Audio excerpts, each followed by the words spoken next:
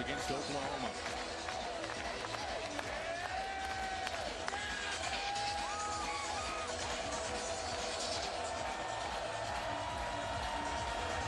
Instead, it gets you started. Turpin brings it up. Good move. One of the best return men in the conference. And he is finally dragged down. Fantastic starting field position for the Horned Frogs. You take a look at this TCU offense, and it is led by the former SEC quarterback Kenny Hill, completing nearly 73% of his passes. Yeah, I think the thing you have to love about Kenny Hill is really his raw ability. He's got a tremendously strong arm. He can really stretch the field. He's athletic. He'll play a part in the run game, especially early on in this game. And finally, he's continued to improve, not only from last year to this year, but also as the season has gone on.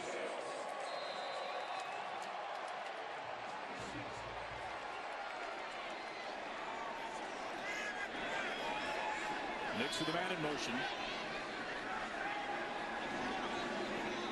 There's Anderson, the starting running back today for TCU once again. Hill the pass on the first play today. Right away finds his tight end Cole Hunches, his third catch of the season. Toyas Avery upends him. Toyas Avery, one of the returning starters coming back for this West Virginia defense. Battle with injuries so far this year, but after a bye week, they're back at 100% and healthy. Anderson has been so good early on this season, not going all that far this time. Trayvon Askew Henry there to meet him. This is where TCU on offense has been so effective. They lead the Big 12 on third down, and it's for this exact reason. They remain within third and short. They give themselves the opportunity to run every play in the playbook, whether they run the football or throw the football. Empty backfield on 3rd and 3.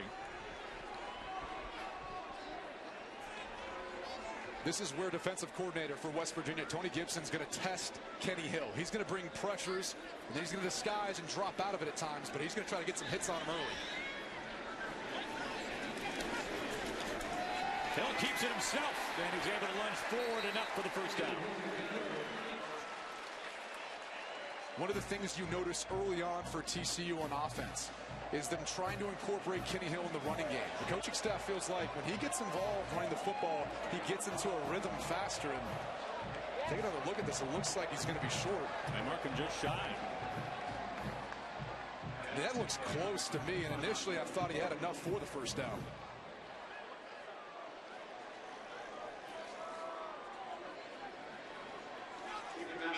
I'm wondering why they wouldn't want to measure that. It looks close enough from up here.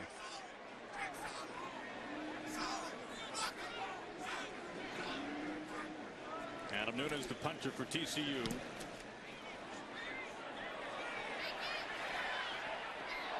And pins him inside the 5. Nunes with a thing of beauty. And Brady will take a look now at our winning duels sponsored by Volkswagen. Why settle for an SUV when you can have an SUVW? Well, it's the wide receivers, really Gary Jennings, who leads them in receptions this year. It's his ability to make yards after the catch, makes guys miss, makes the tough catches across the middle of the field. And then number 13, David Sills. He's the red zone target. 6 receptions in the red zone, 5 for touchdowns. A former quarterback. Look at the body control. Obviously, he has the size and the hands. He's got all the ability in the world. Look at their season numbers. That's over 50% of the offense in the passing game. And no receiver in the nation has more touchdowns than Sills. On the ground to Crawford. Big 12's leading rusher with the first down and room to run. Past the 30 and finally knocked out of bounds around the 40. And as Gaines finds him to force him out. And this is exactly what West Virginia wants to do. They want to run the football, in particular between the tackles. That's where they've had the majority of their production. Once Justin Crawford gets in space, he is hard to tackle. That's a pickup of 38. So much for that tough field position. The drop play. Back to Crawford. Picks up a good chunk of yardage. This is something that you had eyed very early in the week. Will Greer is the most patient quarterback in the pocket in the passing game, but also with the draws. He does a tremendous job of holding the football and really selling out on the pass fake. Greer keeps it this time. Very mobile. Twice he's rushed for over 50 yards.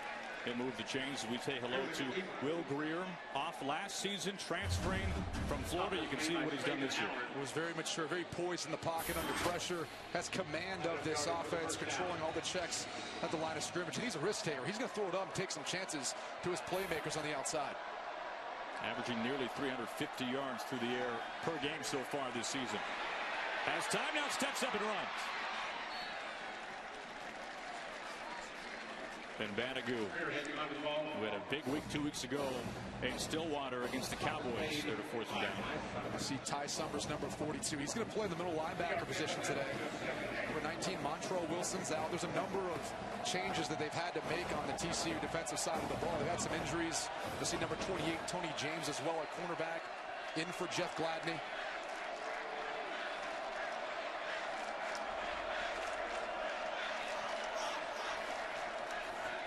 Greer to pass. Knocked away. Good stiff coverage there. Ty Summers, and a flag comes in as he's looking for Gary Jennings.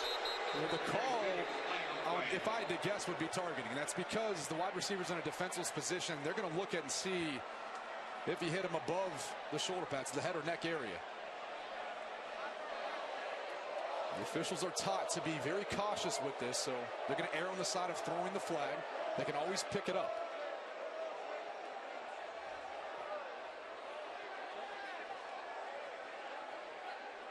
There's no foul on the play. For defensive pass interference.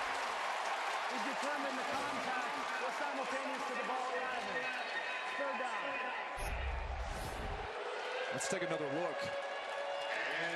Ball's out, and maybe a tad early, but pretty darn close.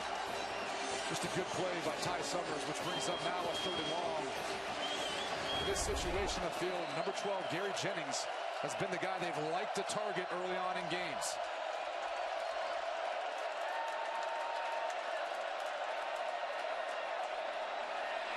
Stepping up, Greer.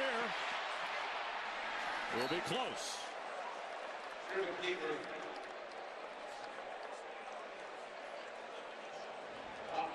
They spot him just shy of the first down. This is where West Virginia brings in the bigger bodies. Number 28, Elijah Wellman. He's their fullback. Trevin Wesco, number 88, he'll be in there as well.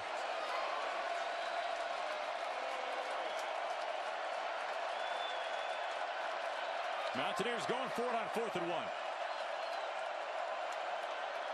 To Crawford. Just needs a yard. Ball is loose, but whistle blows this dead beforehand. Looked like his forward progress was stopped. And I believe, based on where the spot is, he should have the first down. This is all just power at the line of scrimmage. Knee drive by Justin Crawford. He's not the biggest back, only 6 foot 200 pounds. He's very efficient, doesn't waste any steps. A north and south runner, but can make you miss in space. Leading the Big 12 in yards per game rushing the football so far this year. 8th play of the drive. Remember, 2 weeks ago in Lawrence, West Virginia, 5 scoring drives of at least 80 yards. McCoy, the running back now. Quick release. Trying to connect with Toronto White. Now Greer looking for his first completion today. TCU brought pressure off the edge there. That was Anthony Tejada, the cornerback, coming from the near side. Greer wisely saw the pressure, tried to get it to the outside to Ron White, but he couldn't hold on to it. West Virginia 2nd in the nation in both total offense and scoring offense. On the ground, bottled up. McCoy not going anywhere. Ross Blacklock in on the mix. A man who runs very well for his size. Chris Bradley as well, the only senior defensive tackle for TCU. And again, this is the area where they really try to target Gary Jennings on 3rd down. Tried to work to him last time, but because of the pressure and Greer stepping up in the pocket, he elected to run. Now you're going to see both of them on the same side to the boundary side of the field.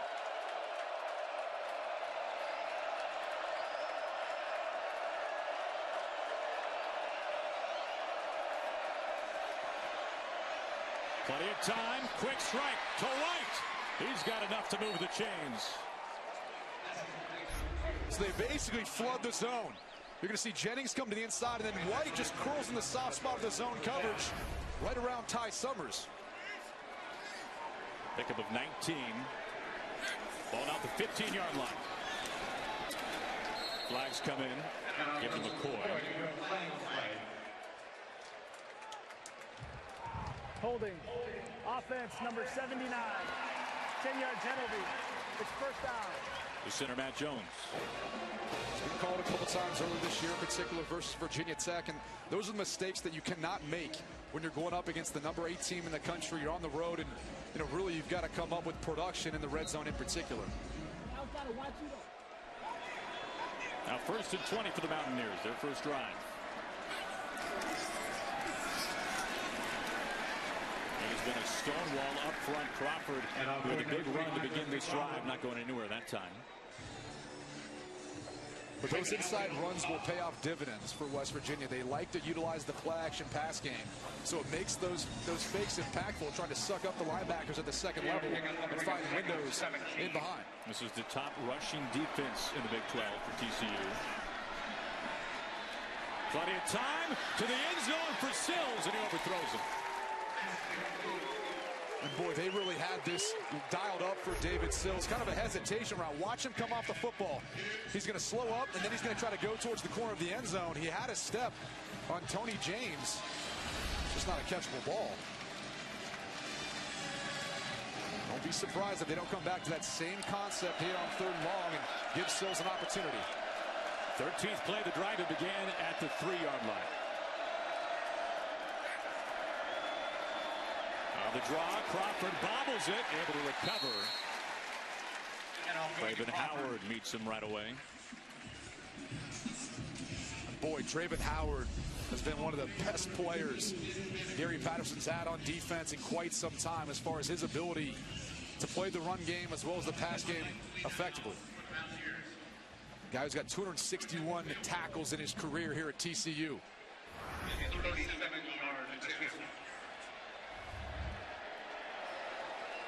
From 37 yards out, this will be the longest this season for Mike Molina, the senior out of Hurricane, West Virginia.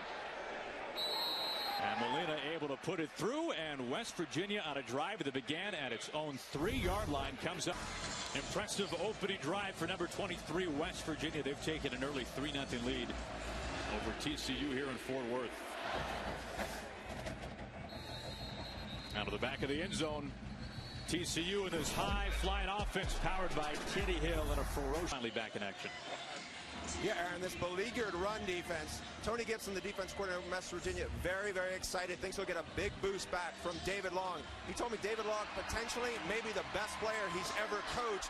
This is a kid coming off a meniscus tear. He missed the first 4 games of the season. He said he can go full speed. A little concerned about the conditioning because it is hot down here in the mid-80s. Now, there's no question about that. Meanwhile, Kyle Hicks in the backfield now for the first time in a while for TCU. To Desmond White, trying to connect with him quickly, the leading receiver for TCU. And guess who? David Long. One of the reasons why he's so special. It's not just his physical ability, it's his ability to diagnose plays. He was actually the one that alerted the defense that Kenny Hill would kind of sent a check out to the wide receivers and then quickly broke on the bubble screen. And Brady Hicks, right as we mentioned, David Long coming back for West Virginia. Kyle Hicks missing the last game and a half. Their best player last season. Over 1,000 yards rushing. Their leading receiver as well. What a welcome back. He's as versatile as it gets. He actually led the team in receptions a year ago. It's not only his running ability, it's his ability to catch the football out of the backfield or out as a wide receiver. He picks up 18 on his first carry. They go right back to him. Tripped up this time. It's been amazing what TCU has been able to do on the ground this year. They are running the ball nearly 60% of the time. Yeah, that's a huge percentage for a team that usually you see more of a 50-50 balance.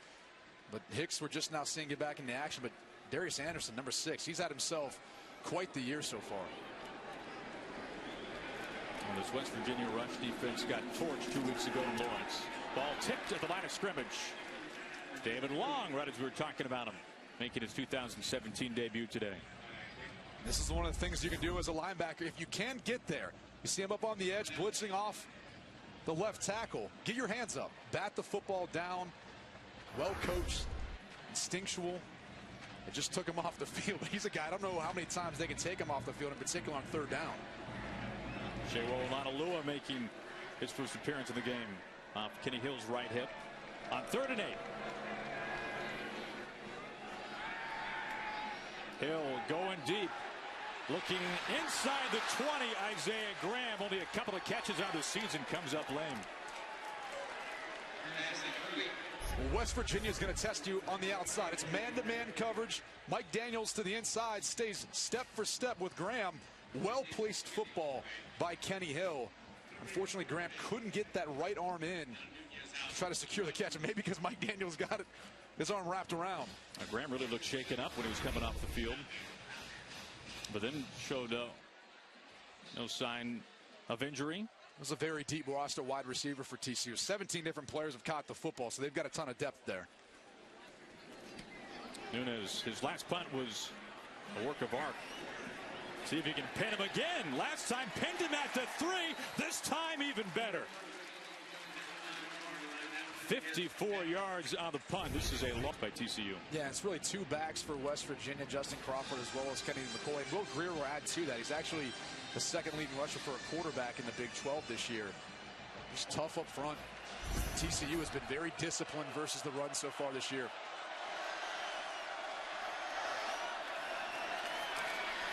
Crawford ran for over 50 yards on the Mountaineers' opening drive. Their longest drive of the season. 14 plays to get to that field goal. And the majority of their rushes are really between the tackles. The pressure's on Matt Jones, their center, Josh Sills, their right guard, and Kyle Bosch, their left guard. Those are the guys really getting the initial push and creating space for Crawford and the rest of the running backs. Pick up a 4, but still inside their own 10. On play action, Greer stays alive. Able to make a little something out of what looked to be nothing for a moment. I just love the fact, watch him when he gets pressure off the edge from Bosin. He kind of switches, he just loses his left arm, switches the ball in his left hand, then back to his right, and scrambles to make it within 3rd and inches. It's the elusiveness that he really brings to this West Virginia offense.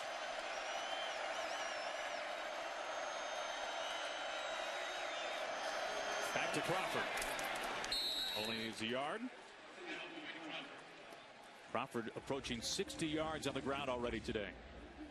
Look at the tempo of this offense. It's the fastest in the Big 12. 20 seconds in between plays. Really stresses the defense.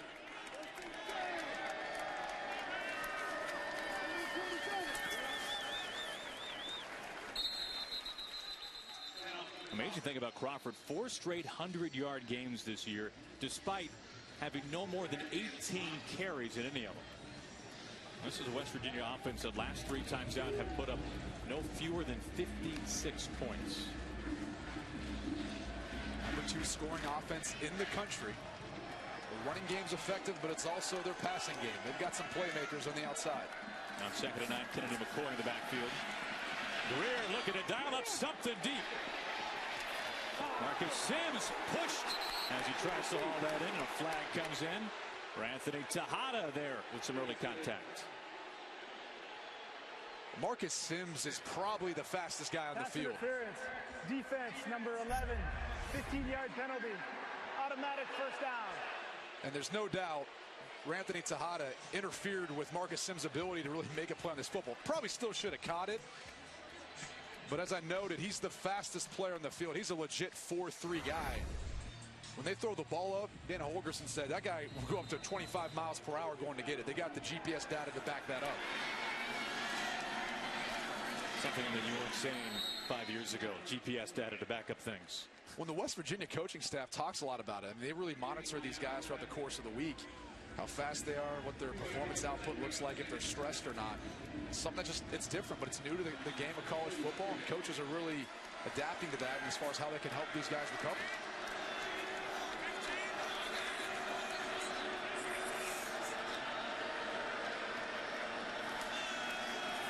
So McCoy coming off a 100-yard effort 2 weeks ago.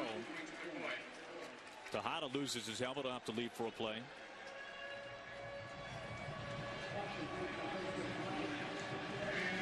that's where, when you look at who replaces him, Jeff Gladney's coming out on the field. He's a little bit injured, a little banged up. You got to wonder if the West Virginia coaching staff doesn't want to test his health. He's going to have to match up with a very fast wide receiver, number 8, Marcus Sims.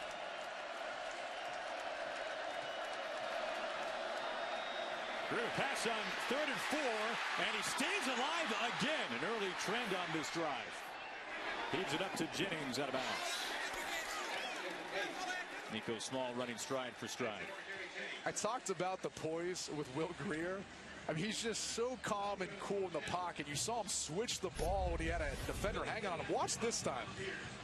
Off the edge, you see Trayvon Howard kind of get his hand up around his neck. And watch Greer, he just readjusts his helmet so you can see a little bit better. Then he goes to reset to throw downfield. That wasn't a comb that he broke out during that, was it? No, he's got some nice lettuce back there, man. Turpin inside his own 20, calling for the fair catch. He will step aside. Number 8, TCU, trying to stay undefeated on this season, looking to get on the board for the first time today. Going from unranked to start the season to number 8 entering today. And swing it out to Cavante Turpin. Right now, let's go back to Los Angeles. We check in for the first time with Sam Farber. Well, let's wrap up our earlier game here on FS1. Texas Tech versus Kansas. McLean Carter, second-string QB in for the Red Raiders, finds Derek Willis for a 32-yard score, made it 65-19, which means Texas Tech football falls 3 points short of the 68 their basketball team put up last year at Kansas. All right, thank you, Sam. Meanwhile, third down coming up here for TCU. Talked about it before. This is a team that's 17 different players that have caught a football this year. And third down, though, they like Desmond White, number 10, and they like number 25, Cavante Turpin. Both guys, they're in the slot. Empty backfield on 3rd and 3. Hill with pressure. Looking for Turpin once again. And some pressure that time from David Long. So what you have to understand is Tony Gibson, the defensive coordinator for West Virginia, he's going to test Kenny Hill. So this is going to be the free defender, and Hill's going to drift back, but he's got to be able to set his feet, get this football off, and get hit. He knows it's going to happen. That's the predicament that Gibson puts you in. He's going to have a free rusher who's going to hit you, and you got to get back up and be able to do it again and again and again. And that's the tough thing for Kenny Hill today. He's got to be able to set his feet, not continue to drift, and get more accurate football. Well, TCU, the best third down team of the nation, 0 for 3 on third downs. Early contact there. Sims getting level. Was he blocked into Sims? That's going to be key here. If he was, it will not be interference. Now, no flag is down.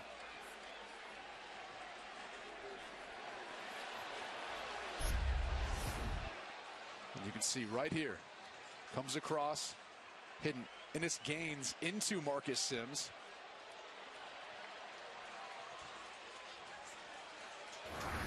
It's like Stewart, I believe, for West Virginia. Giovanni Stewart. Ruling on the field is the kicking team player was blocked into the receiving team player. The ball was first touched by the receiving team, then recovered by the kicking team. It's first down, TCU. How about that?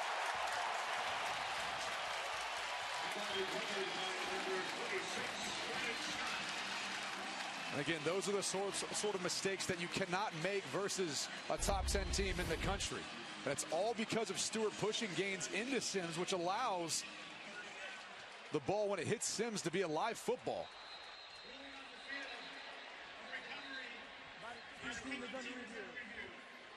Now, Dean Blandino is back inside the studio for us today, our rules expert, agreeing with this call. That is something that it's been changed over the past couple years, where now that call makes the recovery reviewable. Wasn't the case a couple years ago, but now is the case. You can take a look at it. And I think if we go back and take another look, what maybe Dana Holgorsen is trying to say is, you know, whose arm does this ball hit as it comes down? It's going to be tough to tell from this angle. We had a little bit better view looking at it. Was it Gaines' arm or was it Sims? Let's take a look.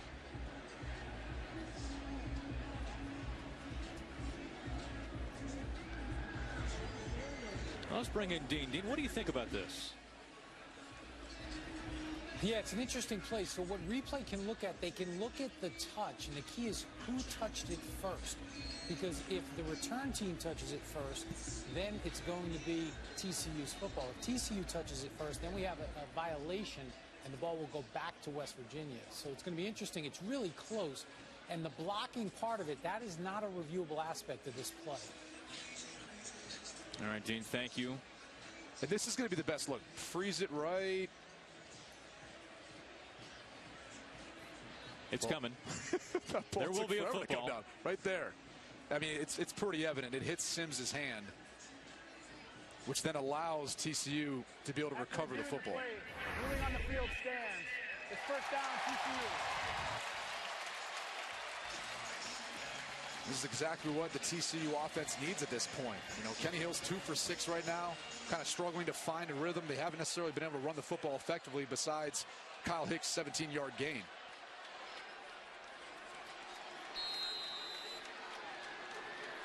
Ball marked at the 33. On play action. Off target. Looking for John D.R.'s LSU grad transfer. But he had an open window to him. Toyus Avery was down in the vicinity, coming up on the run part of the run fake, if you will, the run pass option. Not sure if that affected his throw, running through it more to the outside, but wasn't necessarily catchable for Diarce. Hill has misfired on 5 of his first 7 pass attempts so far today.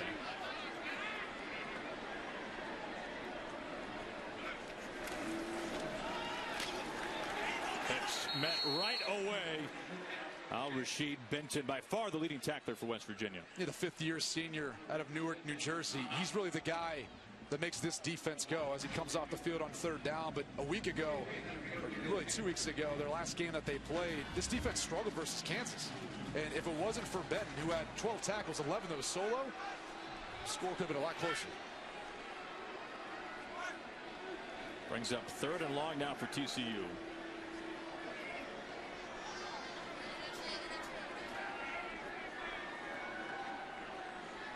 Looking to convert their first 3rd down on the afternoon. Hill able to complete inside the 20. Finding his favorite target, Desmond Wright.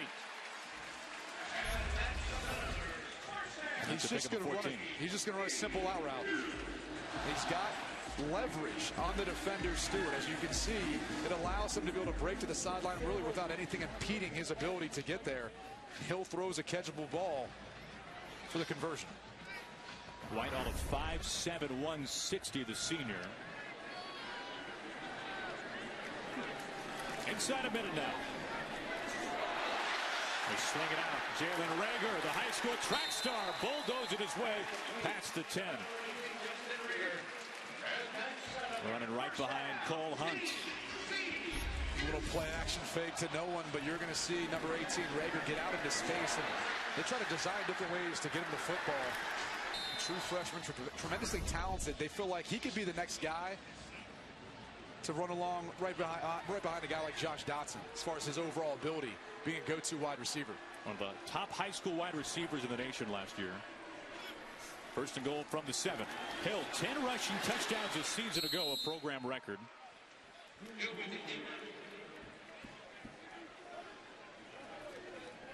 This is where, if you're TCU, you have a tremendous size advantage over West Virginia up front. I mean, it's almost 50 pounds on average per man of the TCU offensive line versus the West Virginia defensive line.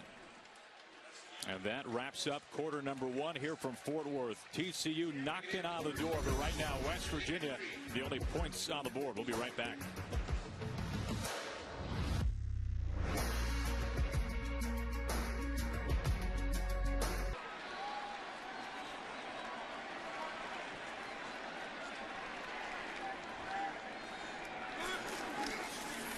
They hand it Kyle Hicks, lunging forward. And off goes to Hicks. Hicks missing the last game and a half out with injury. Also missed the opener. Back today. This is where they bring in Shawo, Alanalua. Ends up running some wildcat from time to time. Wouldn't be shocked if they didn't get into that formation. He's been extremely effective in doing that. He's every bit of 6'3", 225 pounds. And when he came to TCU, there was some thought that he might be a defensive end. He is in the wildcat. Olanolua tucking, jumping, hurdling. He is in for the touchdown.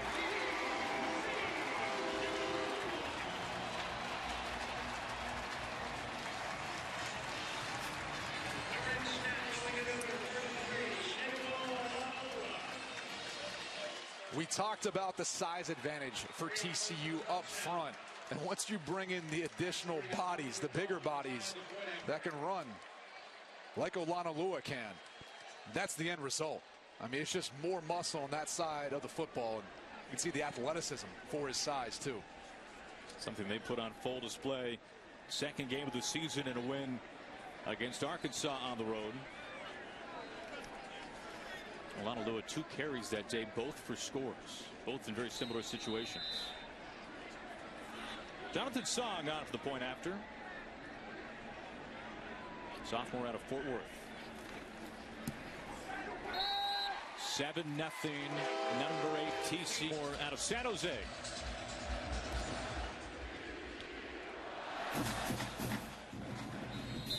Through the end zone. This will bring out Will Greer and West Virginia's offense. Once again, we'll take a look at his timeline. 2015, 6 games for the Gators. Completed over 65% of his passes. Great numbers.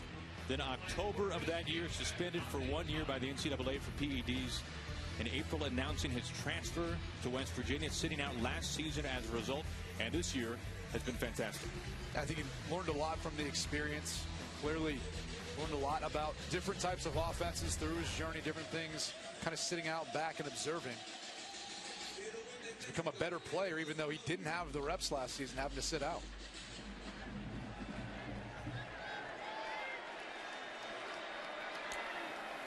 Play action to Petaway. Over the middle, pass complete. Tight coverage there, Gary Jennings. Let's go down to the field and bring in Bruce once again. Guys, you're talking about this poise and this athleticism. I talked to his dad, Chad Greer, who, by the way, was a quarterback at East Carolina for Mark Richt. He said, you got to remember, this was a guy who was 5 for 5 as a freshman on 4th downs against Tennessee when he was back at UF. Also, great basketball player. When he played AAU ball, his team beat Grayson Allen, the Duke Stars team in AAU.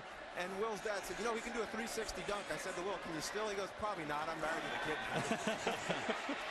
Greer eludes trouble once again. He's got the first down, slides out towards midfield. Well, he maybe can't do the dunk portion of the 360, but he just did a 360 right there to be able to evade the rush. Look at him step up. You know, and again, he's the son of a coach, so it's not only the fact that he's able to get out of that, it's the ball security too. He doesn't allow anyone to swipe it away from him. To Jennings once again for a quick strike. Now trying to really make a concentrated effort at getting Gary Jennings going. This offense has such balance. That's what makes them the #2 scoring offense in the country. Petaway met quickly. Met by Ty Summers once again, second team All Big 12 last year. You can see the TCU defense is really starting to get aggressive, in particular against the run, wanting to challenge West Virginia to put it all on Will Greer's shoulder.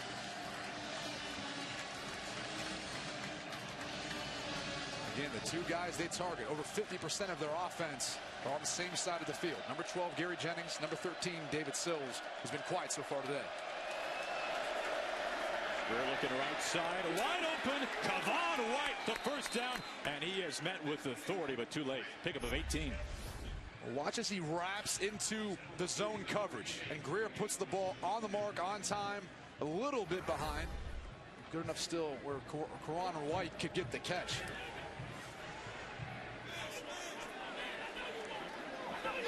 First and 10 from the 32.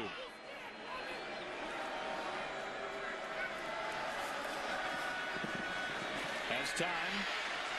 Looking for Sills, and ball batted away. Now change this here for West Virginia. Dana Holgerson no longer calling the plays for the Mountaineers. Yeah, now it's Jake Spavital coming over from Cal. And you can tell Dana Holgerson, just from our production call, seems a little more laid back. Quite as intense as we're accustomed to seeing. However, with the new rule not allowing coaches to come onto the field, you can best believe Mike Joseph, their strength and conditioning coach, he's got someone assigned to Dan Holgerson. No Justin Crawford on this drive. At least not yet. Pass completed. Held on to by Sims. First down, West Virginia. His first catch today. That's a pickup of 13. A rare catch for Sims. It's not a touchdown. A third of his catches this year have been in the end zone.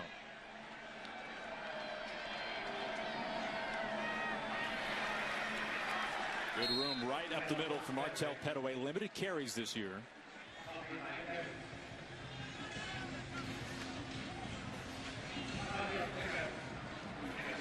There's Vanderbilt calling the plays.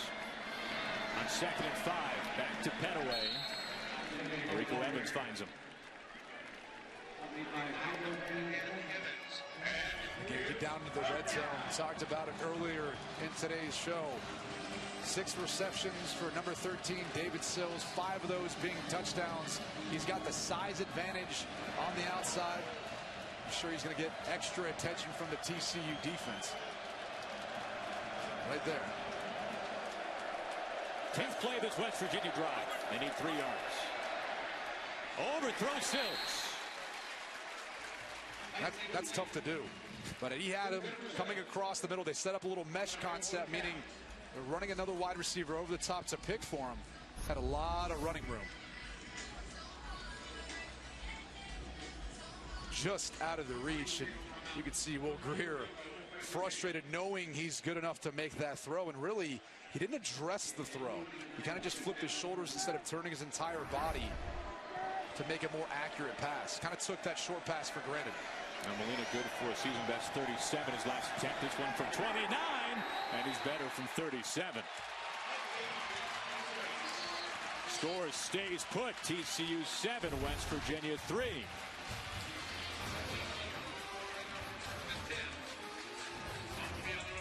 TCU football when we come back. Full slate of games coming your way tomorrow. Trying to find the edge. Nixon able to stumble forward for a pretty good game. I just don't know if that's the best way to attack this West Virginia defense. You know, they're really built on speed. We talked about it.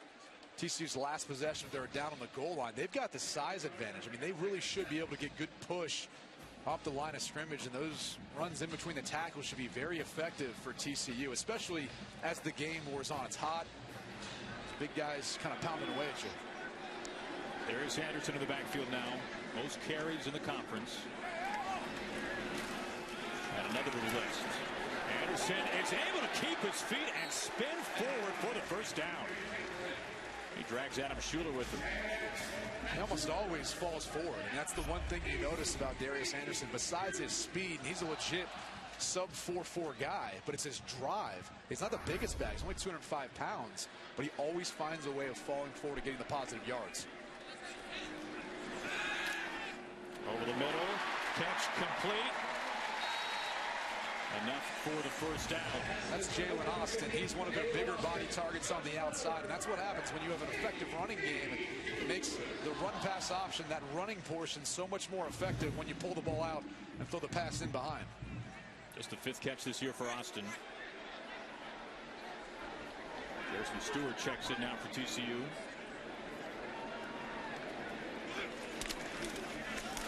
Back on the ground. Anderson spinning forward again. Takes a couple of licks.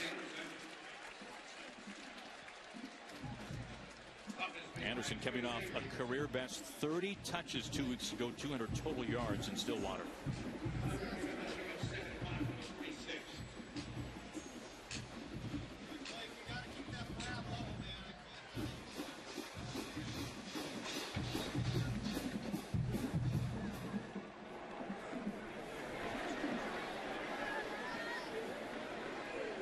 Second and 5 for TCU.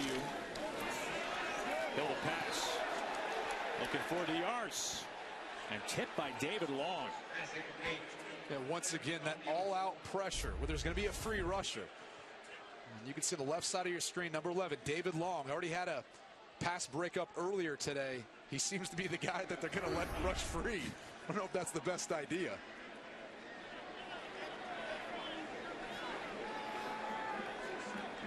Brings up 3rd and 5 now for TCU. Olonilua in the backfield. Look at the pressure look once again. There's times when they'll bring it, but there's also times where they'll give you the impression that they will, and then drop back out and try to get you to force a quick throw, maybe a turnover. Off his heels and in and out of the hands of his intended target. Looking that time for Isaiah Graham. And this is again something that Kenny Hill's going to have to realize and deal with today. He's going to get hit. He's got to stand in there tough. He can't keep drifting because he doesn't have anything on this throw. If he gets that ball up and it's a little more catchable for Graham, it's not only a catch and a conversion, maybe a touchdown, maybe a big play. Gary Jennings back deep to return for West Virginia.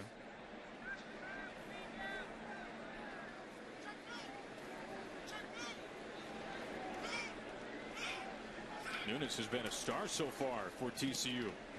Has pinned West Virginia deep twice.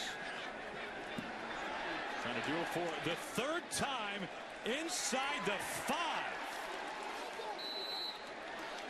Unbelievable. This guy's wedge game must be phenomenal.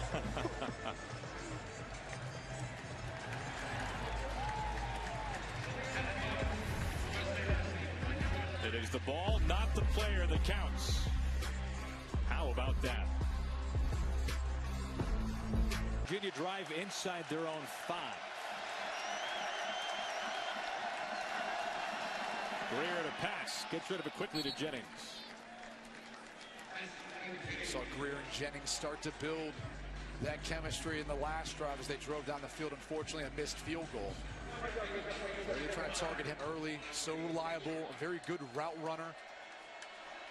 That's why he leads the team in receptions this year.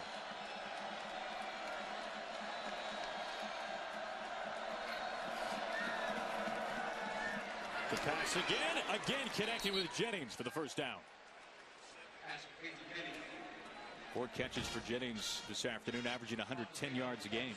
You go back to the last drive, the TCU defense was getting really aggressive against the run, and now you're starting to see these RPOs starting to take effect because they're finding the soft spots in and behind the linebackers and safeties for TCU.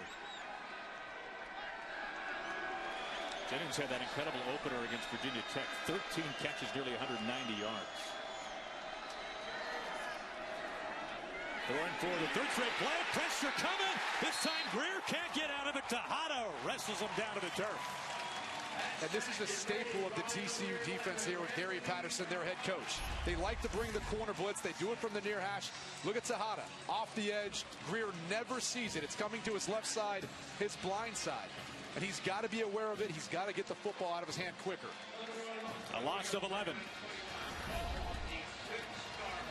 2nd and 21, nearly right back where they started. I was going to wonder if they run that draw play they've been effective with so far today. Again, no Justin Crawford. It's McCoy in the backfield. And they give to McCoy, trying to lean forward.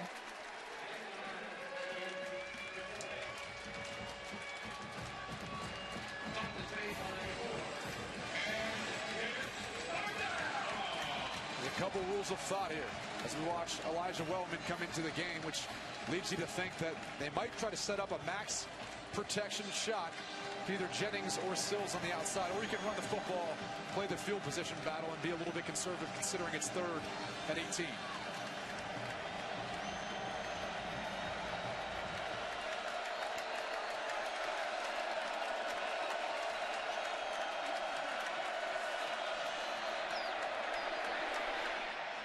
They find Sills, trying to make a man miss.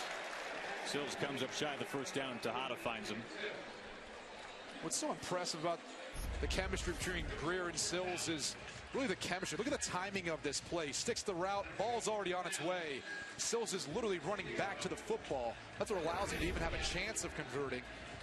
Just short there, but you can tell these guys are always on the same page.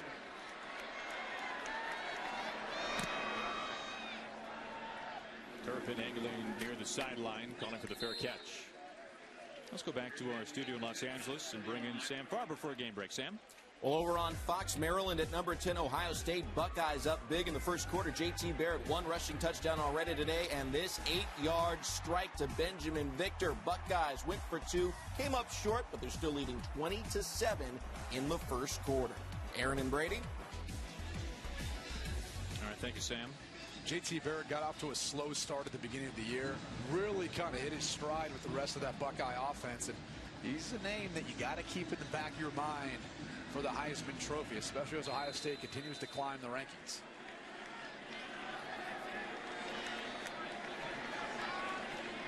First and 10 from the 28 for TCU. Play action to Hicks. Hill, plenty of time. Finds an open man. He finds Diarce, who keeps his feet. Finds a first down. Pushed out of bounds by Askew Henry. Pick up a 19.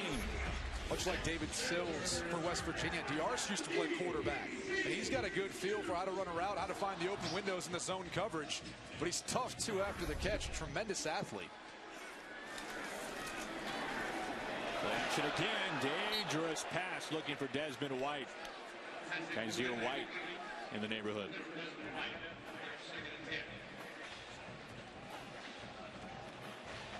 Stops the clock. 5:06 to play in the first half. Not very often you see a 2 tight end set from TCU with Cole Hunt, number 81, and number 82, Charlie Reed. Typically, that's their running formation. Hill, by the way, just 5 for 13 here in the first half. Jet sweep to Turpin. Men immediately flipped up in the air. Drayvon Askew Henry once again. That's just not where you're going to find your production versus West Virginia. They run too well sideline to sideline. That's how this defense is built for West Virginia. They have smaller bodies, but guys can do a bunch of different things. Askew Henry all last year with an ACL injury. Back and healthy now. 3rd and long for TCU, but a flag. False start. Offense, number 64. 5-yard penalty. 3rd down. A little bit of a different offensive line look today for TCU. Yeah, it's Matt Pryor, typically the right tackle, but he's playing right guard today. He's done that some in the past, but with the injury to their center, Patrick Morris, Schloteman then moves the center. Pryor moves down to right guard, and then Lucas Niang moves to the right tackle. Tougher, too, when you're playing tackle versus guard. And when you're a guard, you have to react so much quicker, so it's even tougher than holding on to yourself before that cadence or that count. Rager trying to find some space out to midfield.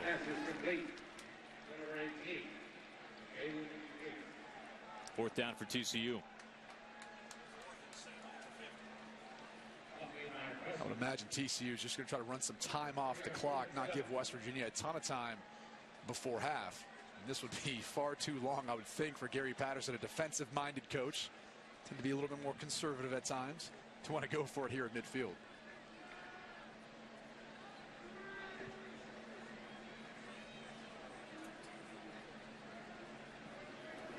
Really, when you look at TCU's production on offense today, it's really been a product of them being able to get points off the turnover after the punt that was botched. Gary Patterson calls for time. Patterson 17-0 all-time at home as a top 10 team. Will step aside. Has 3 times pinned West Virginia at or inside its own 5. Like Virginia Tech all over again.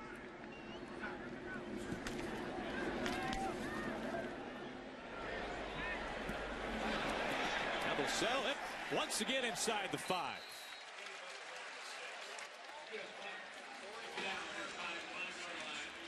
How about this defense applying the pressure from TCU? Yeah, Will Greer's been under duress all day long. They're bringing pressure off the slot, corner blitzes as well. For the most part, Greer's done a pretty good job of being able to elude the pressure, get upfield, and get positive gains. Last series, they were stopped by a sack to put them in a 3rd and long. Biggest thing, I think, for them right now with 3:14 left in this half, again, try to get off to a good start, at least try to flip the field position and see if you can get a little drive going. Ball was touched at the 6-yard line. That's where Greer and West Virginia will begin. Greer has completed 7 of his last 8 passes. Justin Crawford back on the field. Play action. Quick strike. Jennings. Whistle comes in now. Moving on the field is a catch, and the runner was down prior to losing the ball. It's 2nd down. Let's take a look at the end. Now, does he survive the ground? Does he have control? Looks like he does. It's hard to tell, though, as he goes down to the ground. This is really going to test those 3 elements we always talk about when looking at whether or not a play is a catch or no catch. Control. The play was a 1st down. Clock should have stopped at 3 minutes and 7 seconds. Please reset it to 3 minutes and 7 seconds. The 3 things we talk about: control, body part down in bounds, and then time. A time element of when he catches the football, the move that he makes, and if he's able to maintain possession as he goes to the ground. That was a 5th catch for Jennings here in the 1st half. 1st and 10 for West Virginia. Crawford's been pretty quiet since that opening drive. I think it's really a credit to this defense for TCU. They saw how much of a fast start he got off to, and Gary Patterson didn't like it. Said, look, if they beat us throwing the football, so be it. We're not going to let Justin Crawford be the MVP of this game. Crawford 53 yards on the scoring opening drive for West Virginia.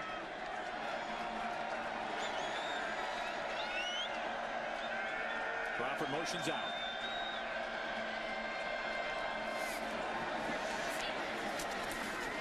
Jennings again, his 6th catch near the sticks, and he is planted. Met by Nico Small. Looking at Ridwan Isahaku coming off the field. He's the one who made the tackle. He came up a little bit limp, but watch Nico Small. Trayvon Howard, Small getting in on the action. Jennings with 6 of the 10 receptions here in the 1st half for West Virginia. Play action, finding Sims. Sims with the stiff arm. Good run after the catch. Marcus Sims. And that's really what he's best at. But look at the strength of the stiff arm on the smaller Tony James. He turns back around field, that right arm. He didn't grab, so it's illegal. You can push, you just can't grab the helmet. Boy, Greer is in a rocking chair right now, looking deep, settles for a round underneath the sills. Run out of bounds. It's not like there's not tight coverage. I mean, the TCU defense is in the vicinity, but it's the timing and rhythm that Greer's got going on right now with his wide receivers.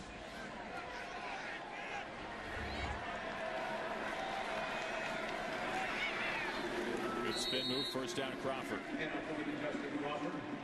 This is pretty much their normal pace, 20 seconds per play right now. It's a 2-minute offense, but you're looking at West Virginia sitting with all 3 timeouts, clock stopping after a 1st down. They've got plenty of time. Under 90 seconds to play 1st half. West Virginia drive to take the lead.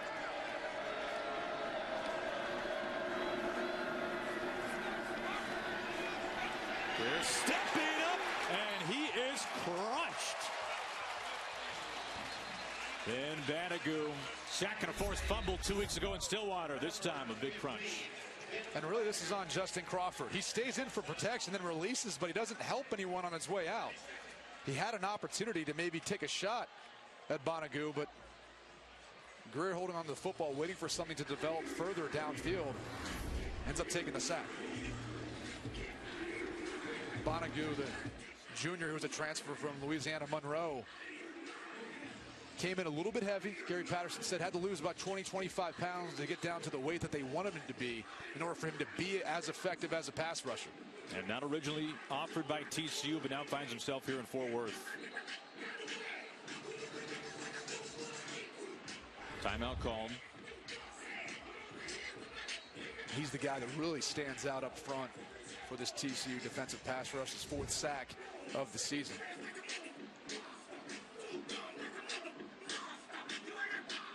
That was a loss of 8. Stops the clock at 1:08, 2nd and 18 now. Greer 4 for 4 on this drive for 47 yards.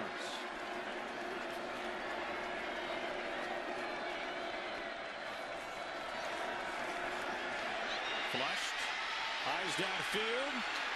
Banagoo again forces a throw out of bounds. And Banagoo's got something to say about it. all in good fun, though. Well, that's what happens when a guy is in your face 2 plays in a row. Vannegut with the sack the play before, this time pressuring Greer to have to get rid of the football.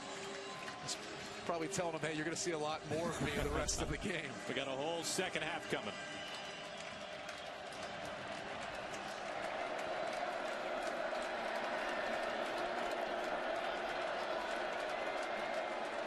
Third and 18 now for West Virginia. They empty the backfield.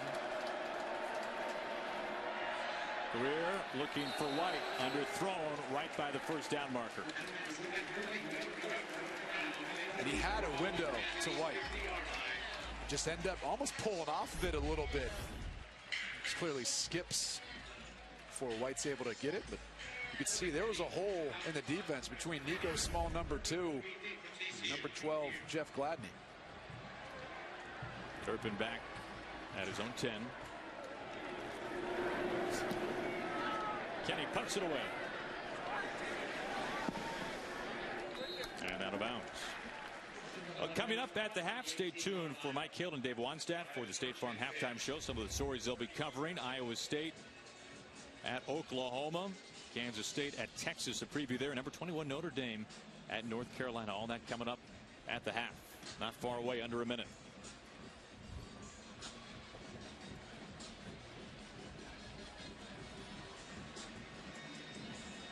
This is pretty interesting. 2 of the top scoring offenses in the country coming into this game. So far, we're sitting here with 10 total points in the first half. And both teams averaging in the neighborhood of 50 points a game. Lua gets the handoff. He has scored the only touchdown of this game.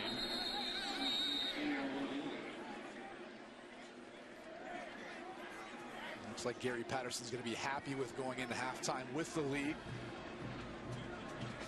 West Virginia deferred, so they should get the ball coming out of half.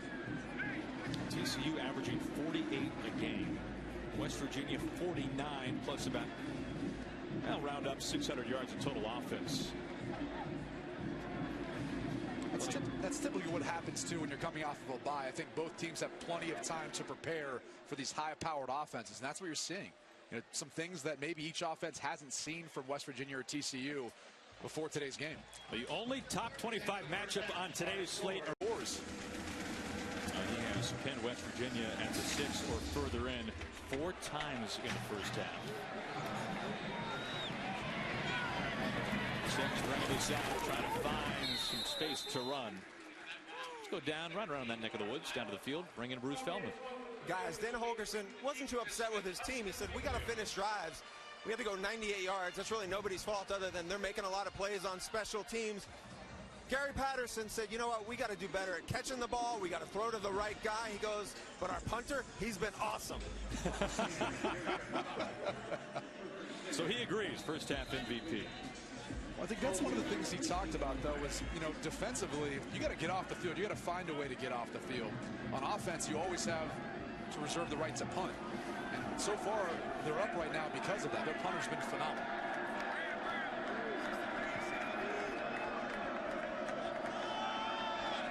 West Virginia starting from its own 18. Which is some of its best field position today. Finding Jennings once again, his 7th catch already. Will Greer made a quick adjustment at the line of scrimmage. He saw the soft coverage over Gary Jennings. Signaled out to the wide receivers. Jennings communicated it out to Karan White. He'll basically run a little rub route to free up Jennings so he had space on the outside. To pick up the 5. Jennings again with some space. First down to West Virginia. And finally crushed out of bounds by Nico Small. So this is a screen the entire way. Watch Jennings come across your screen. He's going to catch the ball at the line of scrimmage. Why is that important? Because David Sills, number 13, he was already blocking downfield. He's allowed to do that if the ball is caught at the line of scrimmage or behind.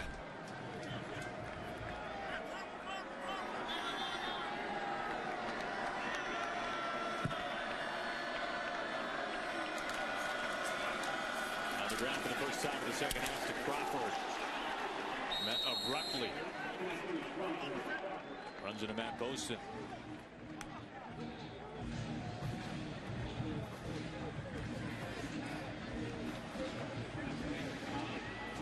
in the face of this TCU defense. Their leading tackler for the 3rd straight year.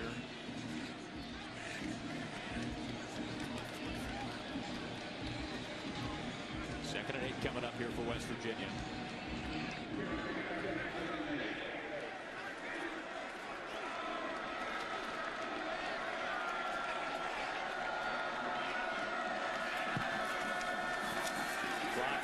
Trying to break through an arm tackle.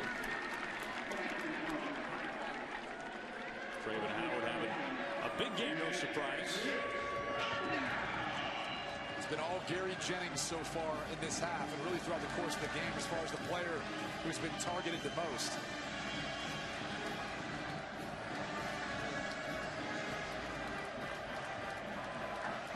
At some point, when does David Sills get involved? Sills with 7 touchdowns on the season. No one in the country has more in terms of wide receivers. On the play clock. Ware gets it in time. Throws off his heels. Looking for Sims, who is unable to make the catch. Looked like he had that for a minute. Nico Small forced it out. Tejada was with him stride for stride as well. That's twice now they've given Marcus Sims opportunities to come up with the big play, and as he goes down to the ground, he just can't hold on to the football. Talked about his speed earlier in the game. He was clocked at going 22 miles per hour in practice. He's that fast. Reminds a lot of people back to Morgantown of Shelton Gibson from last year. Turpin not going far past the 20. Now Will Greer has put it in the bucket a couple of times. Unable to come up with a catch. Unfortunately, they wouldn't let me stay any longer. It apparently took David Pollock all day to do it, and after playing pickup basketball against him, I can see why. No doubt about that. First drive of the second half for TCU starts with Kyle Hicks on the ground. A good carry to begin things. Well, points per game, a combined 10 through the first half, and these are two teams already averaging nearly 50 a contest. Yeah, a lot of people probably surprised with how many points have been scored in this game so far. Again on the ground this time. Hicks not going nearly as far. Adam Schuler finds him. Really got to give this West Virginia front credit for the way that they've played so far. They started Lamont McDougal, number 49. He's a true freshman, sitting at 5'10", about 300 pounds. He's not the biggest guy, but he's been extremely stout. Kind of lit a fire on this defensive front.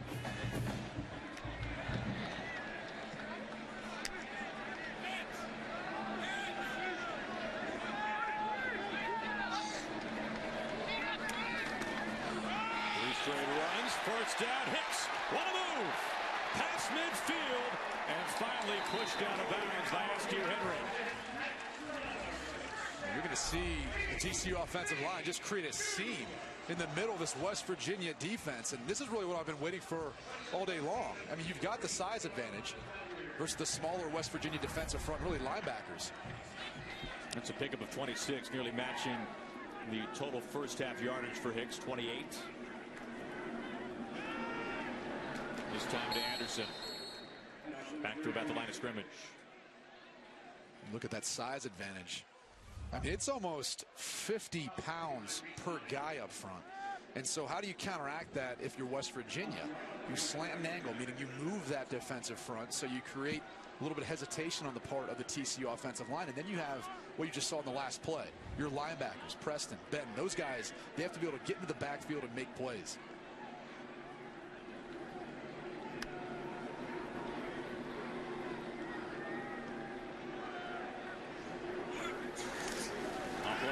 Lobbing this to Diarse. Jump ball. He comes up with it. What a catch by Diarse. Well, they brought the pressure, and Kenny Hill this time makes the pay. Literally throws a jump ball up to Diarse. Daniels is there, but he pulls in the ball on Daniels' back. And a 21. Hill keeps it. Not a good decision. Al-Rashid Benton. Let's go back to that last catch. Look at his left foot when he comes down. or maybe his right foot there. His left looks like it might have been on the sideline. That looked pretty close, but TCU did a good job hustling to get the next play off. Well, Mike Daniels leading this West Virginia secondary in passes broken up. Not that time, though.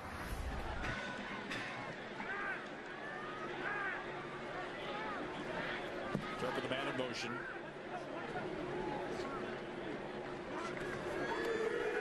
Looking for Turpin right away. Now sets his eyes downfield. Scrambling. They will take it, and he is smothered. A trio of West Virginia tacklers there. Xavier Preston. They're actually looking for Cole Hunt. They tried to set up a little fake bubble screen to Turpin and released Hunt up the sideline. But Mike Daniels did a good job of covering him downfield. Really didn't give Kenny Hill another option. Forced him to flee the pocket. Now, third down has been a strength all season for TCU, but not so much today.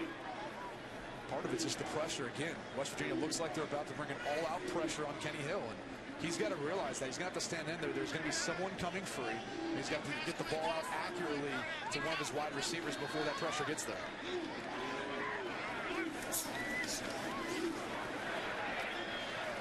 Underthrows Turpin. We've seen that a lot today. Well, he keeps drifting back into the pocket. He's got a really bad habit of doing that. When you do that as a quarterback, you can't get all your momentum and your lower body into the throw. And I understand he's worried about the rush, but it's still far enough away where he's not going to get hit. You'll see David Long come off the right side of your screen, but watch how he keeps drifting back. There's no lower body power into this throw, and he's got a good arm, but it's not that talented enough to be able to make that throw.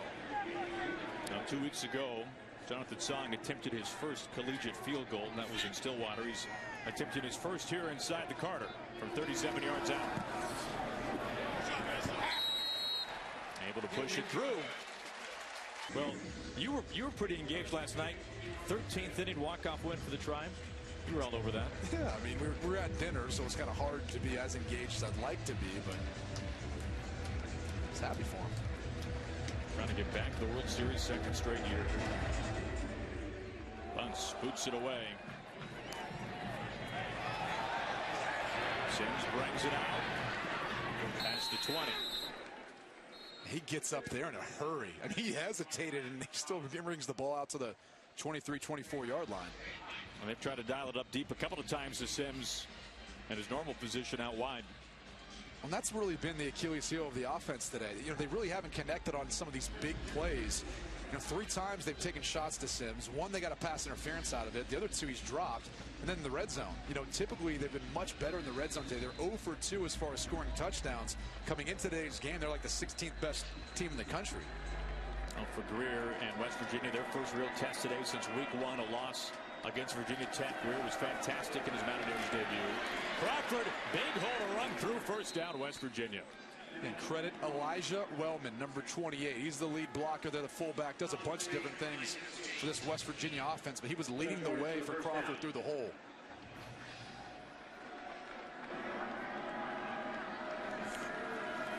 They go back to it. Crawford trying to find a window to run through. Not happening. I know people probably get frustrated by seeing a running back do that instead of bouncing it outside, but that's one thing you see out of both McCoy and Crawford, really every running back, Petaway too. You know, these guys really trust the blocking scheme, and they trust that the guys in front of them are going to create a hole eventually. We saw that a couple weeks ago versus Kansas, and I think you eventually see it wear down as the course of the game goes along. Crawford, the Big 12's leading rusher, has lost only 7 yards on the ground all season.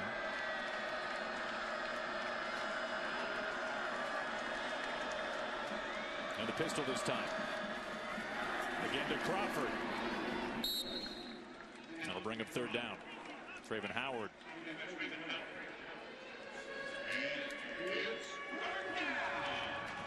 Howard banged up most of last year. 130 tackles, playing at under 200 pounds. Converted safety. Season high 10 tackles today.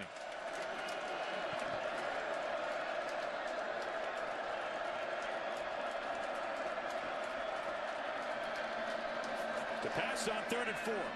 Slings it out to White near the boundary, and White's got enough to move the chains. If you're Anthony Tejada, you really can't have much better coverage than that. He was with White step for step.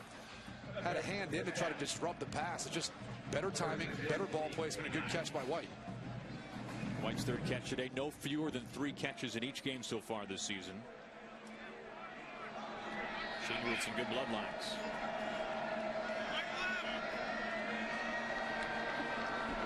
First and 10 from the 49.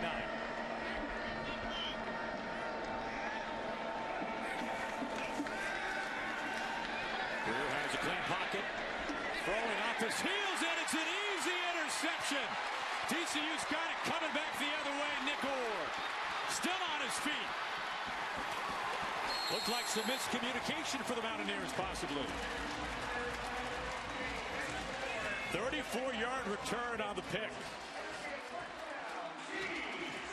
We talked about it at the very beginning of the game. Will Greer is a risk taker. He's going to throw up the football and give his wide receivers an opportunity. Watch number 8 at the top of your screen. See him get hung up, and as he comes across, he runs into David Sills. He gives up on the route, and there Nick Orr sits for the easy overthrow and interception. And it targeted Sims a number of times. At some point, you've got to think, why are they not targeting Sills more? He's been a big play wide receiver for you, and they just haven't given him enough targets today. Gary Jennings has been involved, but Sills has been very quiet.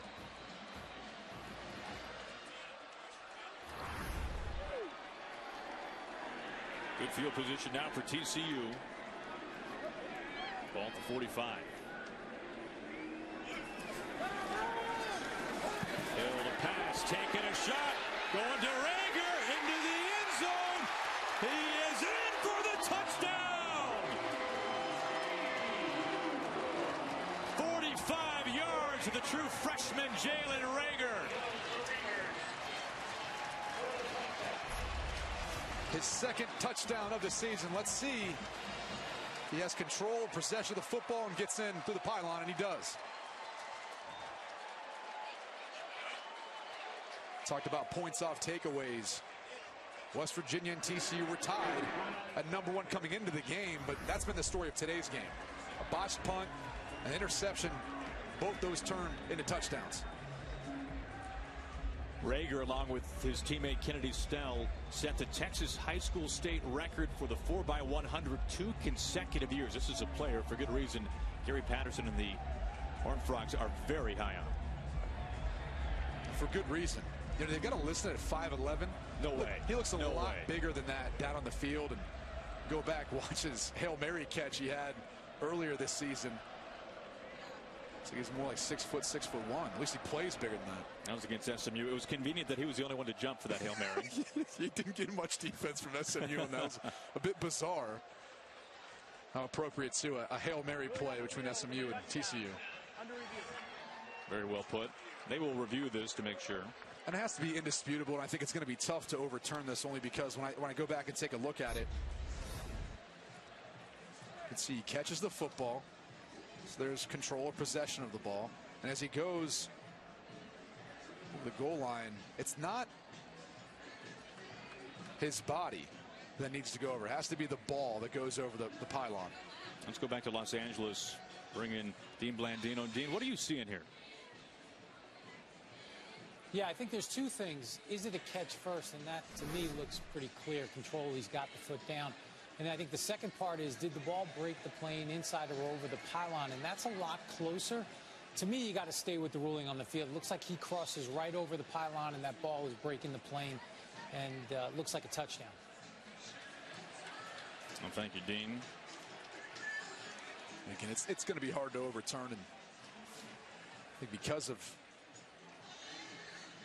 the call in the field, that's going to basically be confirmed based off replay. I know they're going to give this a pretty hard look.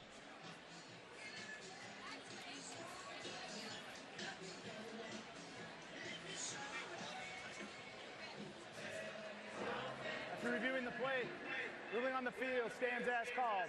Touchdown. Following the interception, Kenny Hill taking a shot. Shaky first half for Hill. 7 for 15, just 65 yards. Good on that one, though. Well, yeah, I mean, look, he took advantage of a big play there. I mean, he's still been shaky today. I mean, when you watch him throw, you look at the series before, he's really struggled when they put him in third down situations where he's got to stand in there under duress. That time, clean pocket, took advantage of it.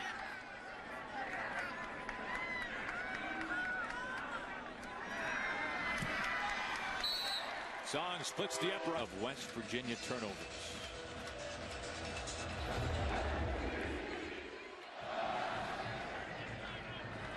Through the back of the end zone. How about some of those miscues, Brady? Look, West Virginia's had their opportunities. Unfortunately, they haven't really executed. This is a punt return that ended up turning into 7 points for TCU off of that turnover. Missed really easy throw and catch to David Sills in the red zone that resulted in then a missed field goal. If you look at some of the throws downfield, this one in particular, just really no chance for Marcus Sims. And you know, it's tough when you're in a quarterback in that position. You want to trust your wide receivers and give them opportunities. But so far, Marcus Sims has been a guy that has not come up with those so far today. You may have to start looking somewhere else.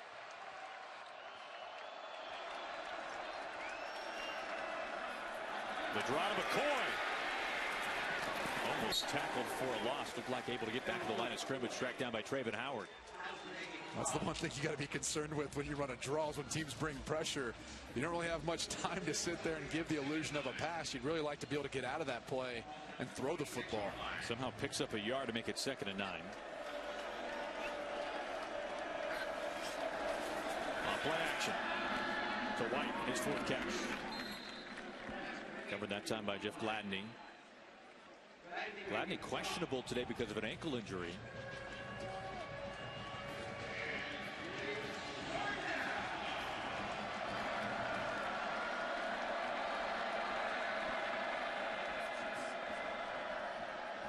Hit a yard. McCoy stuffed. Maybe some second effort though.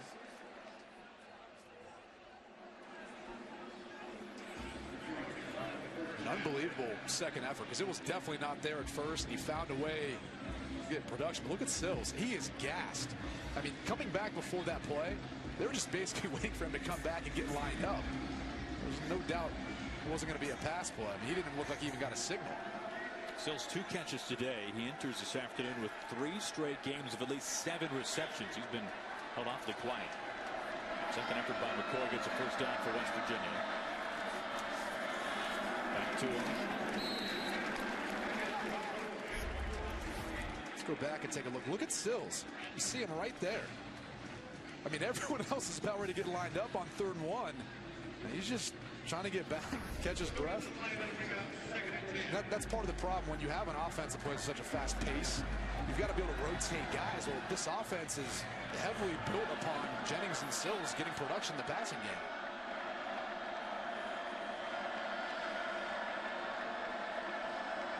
Second and 10 from the 36. Greer. There's Sills, goes up and has it knocked loose. Now they finally find him, and he can't make the catch. Gladney and Small there in coverage. Well, TCU should be glad that Gladney was able to go today, as he's stepping up to the challenge. Look at David Sills. He's got at least a 4-inch advantage, height advantage over Gladney to be able to go up and get that football. What do you have to do as a smaller defender? Wait until they start to come down and then knock the football out.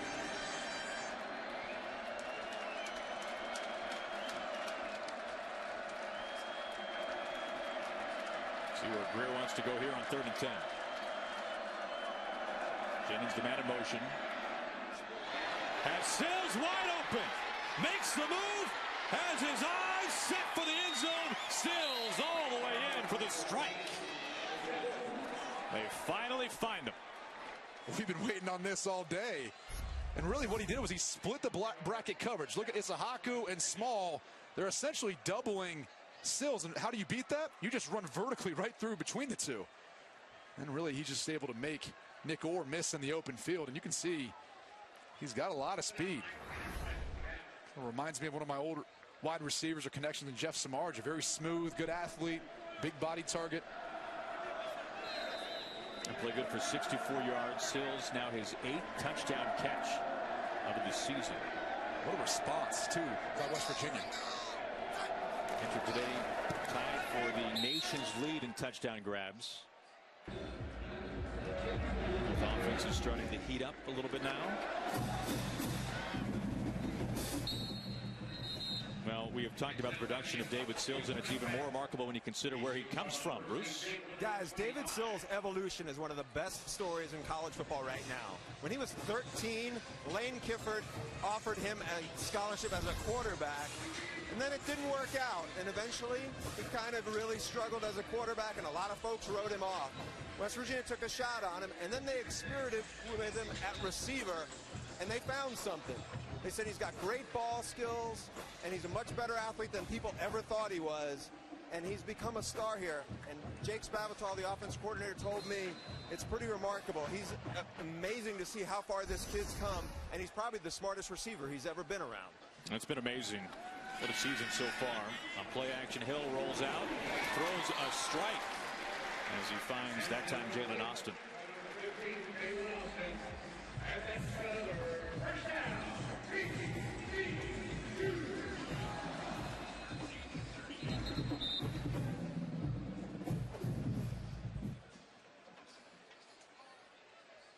Looks like we've got an issue with the chain gang up there.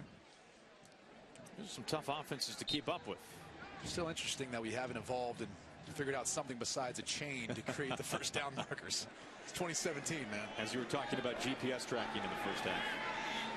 To Diarse, right through his fingertips. That's surprising. Diarse is one of the more sure-handed wide receivers for this TCU offense. Stops the clock under 3.5 to play in the third quarter.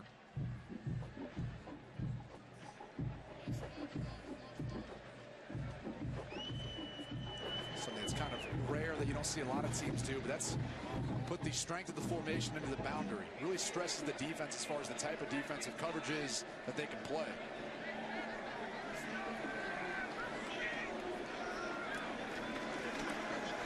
Hill flush. To the sideline, decides to tuck it. It's a good pickup before being forced out by Adam Schuler. And Schuler is down. Sophomore out of Longwood, Florida. Was a record-setting discus thrower in high school.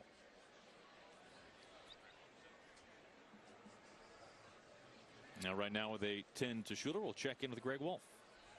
All right, guys, the game you can see on Fox, number 10, Ohio State, 5th in the nation in total offense. J.T. Barrett to Marcus Baugh, the hurdle for the 10-yard score. Buckeyes, 361 total yards to just 18 for the Terps. Ohio State leads Maryland 41-7 at the half. Aaron, Brady, back to you. Wait, say that again? 18 total yards?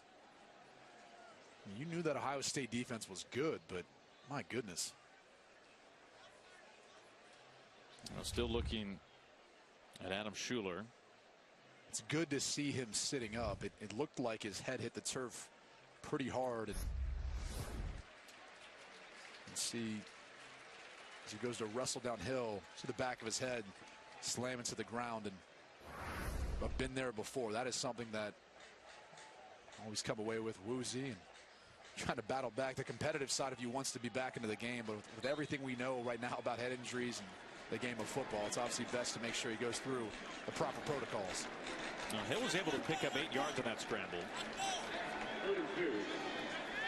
Ball for TCU 46. They flip it. They find the speedster Kennedy Snell. No place for Snell to run, though. His first touch today, Kaiser White. Well, 2 dead giveaways. One, Kenny Hill being under center. You know something's up. Typically like the jet sweep out of this, but it's Snell in the backfield. Snell's true freshman, and they like to find ways of manufacturing plays to get him the football. In this case, Kaiser White, West Virginia defense, they were not fooled whatsoever. They knew something was up once Kenny Hill got under center. Now, Snell owns the longest play from scrimmage this year for TCU, 71 yards, but going nowhere that time. Nothing to return here for Tevin Bush, out of bounds. Tonight we have a full slate of college football on FS1 and on Fox. Following our game on FS1, Kansas State takes on Texas at 8 p.m. Eastern on Fox. Number 11 Washington State, the Cougs and the Ducks. Then at 10:30 Eastern on FS1, Stanford taking on number 20 Utah. College football on FS1 and Fox, where every game is everything. A lot of good games coming up. How about Utah? Undefeated right now. Good Stanford team. Huntley at quarterback, man. He's been kind of one of the surprises there in the Pac-12, how well he's played, taking over for Troy Williams at Utah. If only those Pac-12 games could be played earlier in the day, huh? Oh, no. Did you talk to Chris Peterson before the game? West Virginia taking over on their own 23. Then Andy Crawford. Chris Bradley, the defensive tackle.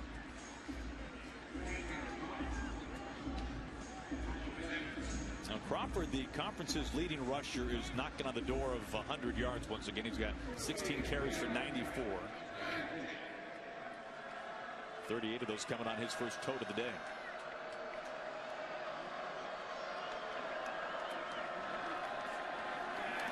Greer has time, floats it to White, fingertip catch. White is able to stay on his feet, and he is marching all the way to the house. 76 yards. West Virginia making some serious noise.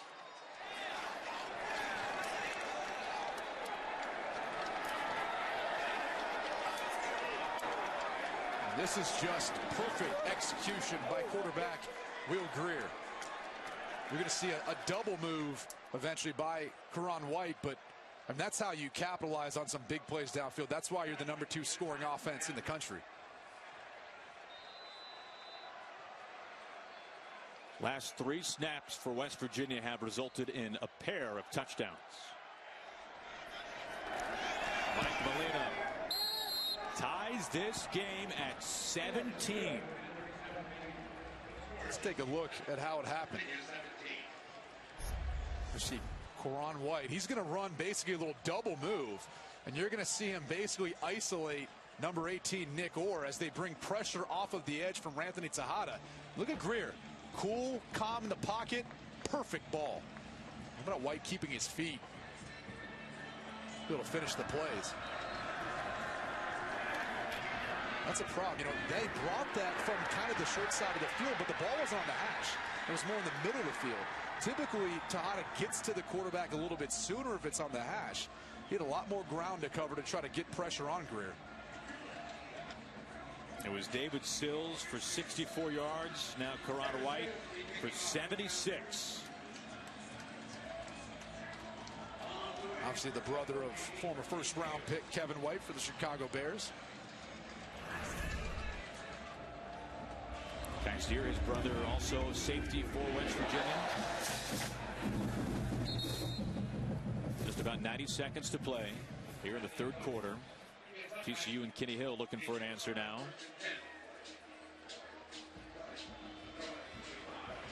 Want to match his counterpart, Will Greer, 6 for 9 in the second half, a couple of touchdown strikes, 173 yards. The difference to me so far, at least in this half and really throughout the course of the game, has been the third down conversions. And you look at West Virginia, they're closer to 50%. And actually it was TCU coming into today that was the best team in the Big 12 at third down conversions. And so far they've only converted 3 out of 10.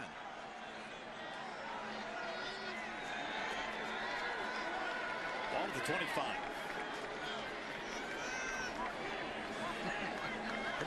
Pretty quiet day for Darius Anderson, one of the best running backs in the Big 12. Let's sling it out to Diar's. Diar's gives a hit right into Mike Daniels. Those two are really going after it. Ever since that catch Diar's had versus Daniels, it seems like there's been a little extracurriculars going on with Diar's.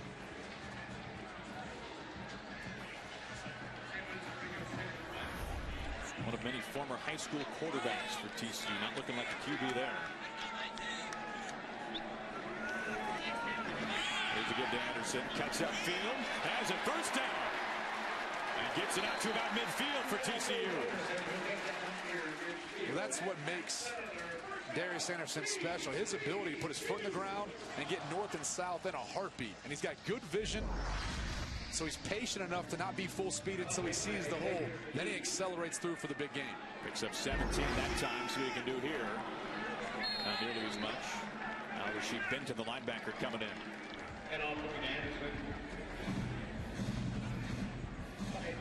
Anderson, the reigning Big 12 Offensive Player of the Week following his efforts in Stillwater.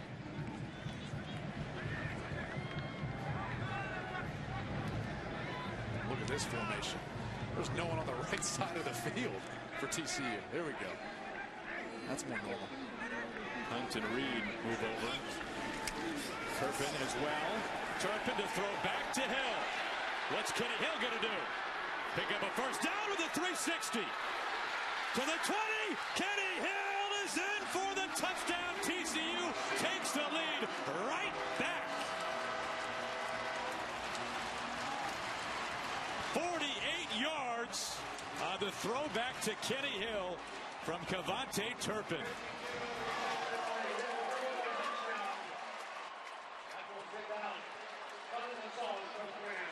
And what a play design by offensive coordinator Sonny Cumbie. You can see at the right part of your screen.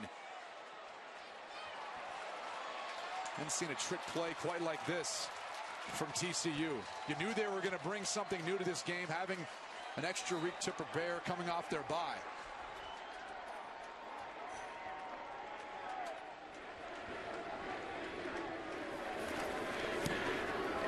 Kenny Hill, by the way, becoming the 10th different Horned Frog to catch a pass this year. Let's go back and take a look at that play design. Well, it all starts with John Diarse. He's basically going to clear out the entire defense for West Virginia, and then you're going to see Kenny Hill kind of leak over to that side of the field.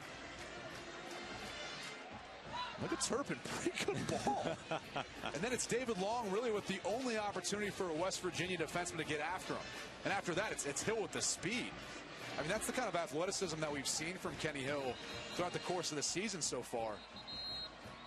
We haven't seen in this game. And coming into today's game, Will Greer's second for a quarterback in the Big 12 rushing. Kenny Hill's third. Never thought we'd be saying run after the catch as it relates to Kenny Hill entering today. Well, look, he hasn't had a great day. And you think that maybe his confidence was a bit down. And that's one way of helping to build his confidence back up, is create a play for him like that, where he's able to all of a sudden change the momentum in this game and get your team back up on top.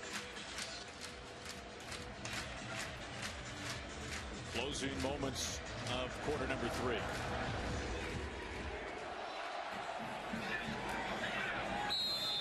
Sims taking a knee. 15 seconds left. Remember, at halftime, this was a 7-3 TCU lead. Worth reminding you. Last 17 plays, 28 points. I think we knew at some point, both teams are going to come in something new for each of these offenses. They were the story coming into the game. Both high-powered, both able to put up a bunch of points. But with the extra time to prepare, there was going to be some wrinkles from each defense. And we saw that. I think both offenses made adjustments at halftime to both come back out in the second half and be able to execute. Greer has found Sills for a 64-yard touchdown, White for a 76-yard touchdown strike. Play action with time. Throwing off his heels, throwing deep again for Sills. Some contact. And here's a flag. Everybody taking shots here in half number 2. Well, this one's pretty easy. Defense, number 18, 15-yard penalty. Automatic first down. It was good recognition by Nick Orr. You see him coming all the way across the field. He saw what they were trying to set up for Sills, but he doesn't even make a play on the football, and he clearly interferes with Sills' ability to make a play. You're saying we don't need to bring in Dean Blandino for this one? I don't think so.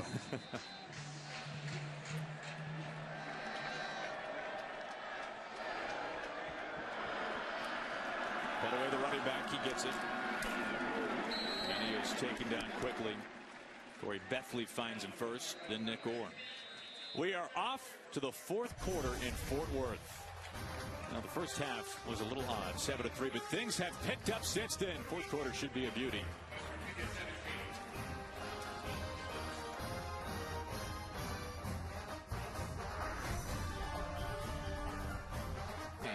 We start the fourth quarter, 2nd and 10. West Virginia has it at their own 40. Greer feeling pressure. Throwing sideline, looking for White, incomplete. He is hoping for a flag on Tejada, and a flag comes in. Greer a little shaken up. You got to give a lot of credit to Karan White. Working back to his quarterback, giving him an opportunity. Defense, number 11, 10-yard penalty from the previous spot. Automatic first down. gets flushed outside the pocket. White sees it, wisely turns back and tries to get back to the football. Clearly you can see his left hand pulling on the back of White's jersey. Easy call there.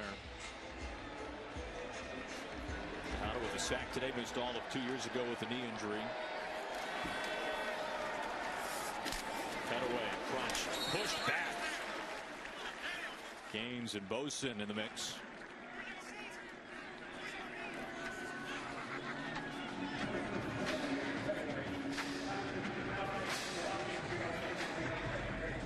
Even though Justin Crawford is approaching 900 yards on the day, we haven't seen a whole lot of him. That's since the beginning of the game, but really, this is where you get in those 20, 25 touches. That's where the big runs come from. Greer over the middle, overshoots Jennings. Tejada a little slow to get up in the secondary for TCU. What you're starting to see from this West Virginia offense is a lot of crossing patterns, and it's because of the style of defense that TCU plays, and it's so unique. Really, they divide the field in half from the football to each side, and one side of the field has a certain call, the other side of the field has a separate call. So when all of a sudden you start crossing wide receivers across the field, that's where they can find some players to get open in the secondary. Third and long for West Virginia. Overthrows Crawford, a rare receiver for Greer. Credit Matt Bosin. He was able to kind of bust through the offensive line and put pressure on Will Greer. Didn't really have a great opportunity to set his feet and deliver an accurate throw. Look at him pushing through the left side of the West Virginia offensive line.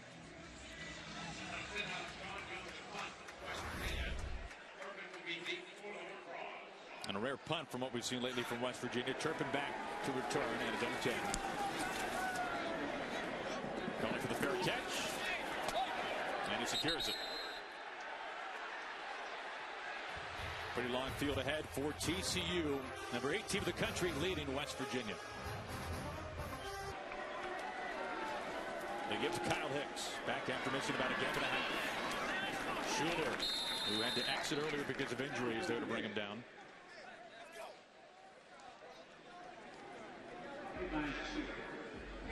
This is where you wonder if that size advantage for TCU starts to weigh heavily on the West Virginia defensive front. Haven't seen it so far. You'd have to say the West Virginia defense has really stepped up. David Long being back has clearly made his presence felt.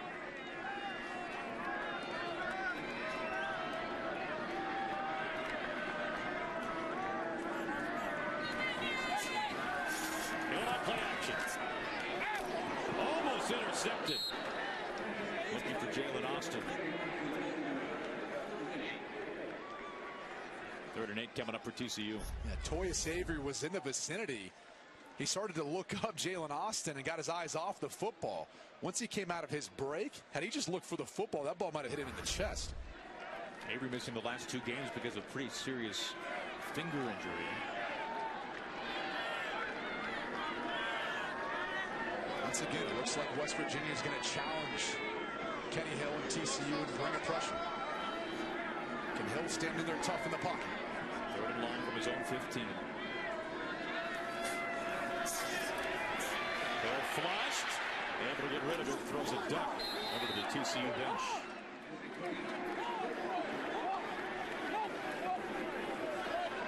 This has been the story all day long on 3rd down for Kenny Hill. The pressure, all-out pressure, meaning there's going to be a free rusher. You see Stewart chasing Hill. Just not an opportunity to set his feet and really give an accurate throw down on the outside.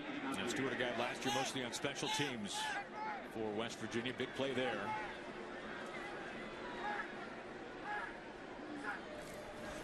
Nunez to punt it away to Marcus Sims.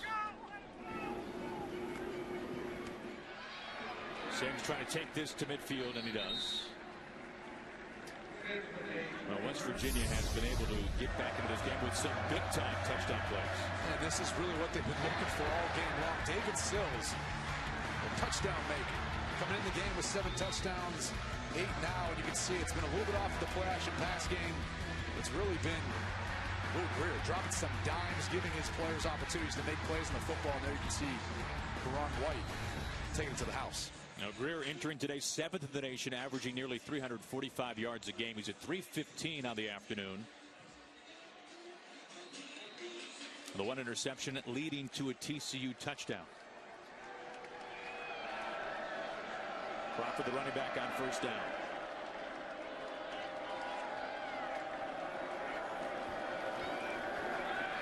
Over the middle looking for Jennings. Was there some early contact? Yes, there was.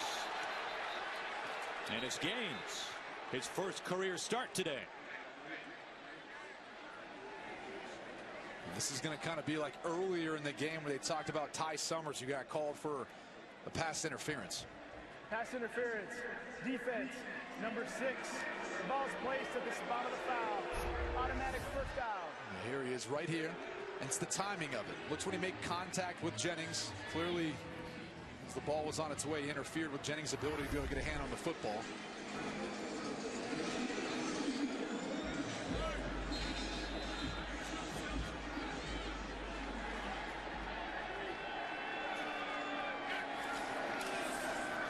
To Sills. Met immediately. A couple of men in the vicinity of Rico Evans.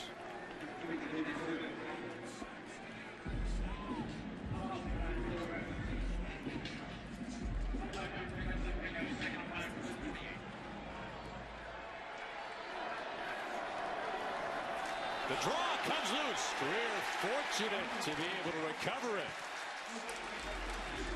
So this is that draw play where Will Greer really delays it, but Crawford's got to be patient. He can't leave until the ball is in his chest. And that time he got impatient because he saw Ty Summers coming through the hole. West Virginia very fortunate to recover that football. You got to wonder. Still plenty of time left in this game, but is this 4-down territory for West Virginia? 3rd and 8 from the 41.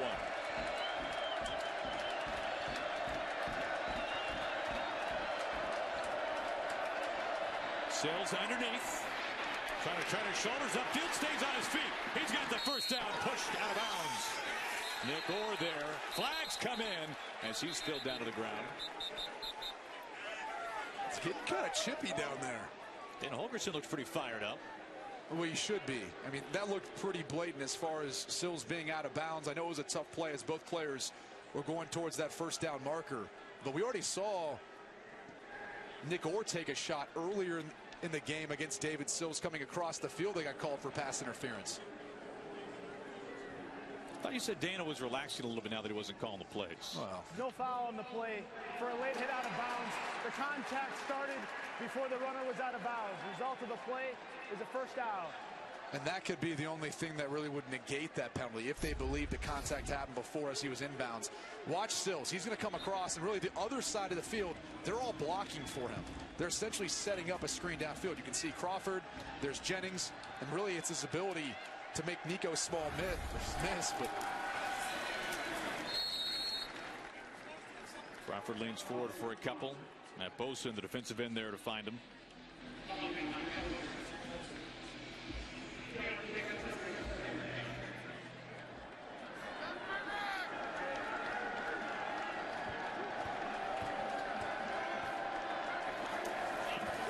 Here to pass. Going deep. Looking for Sims, and nearly an interception. Tony James getting the start today. let's go back to that no call. As we take a look, there's Sills rushing for the first down marker. Boy, Well, I don't know about that one. yeah. I mean, I'm not sure what contact happened before the play, before Sills was out of bounds. That looked pretty blatant. As we look at a 3rd and 8 scenario, Gary Jennings kind of been quiet here in the second half. Seen right out here in the slot. Delayed draw again. Crawford trying to find his way. He's not close. You got to think now that because of that call, that they looked at this as being a 4-down situation.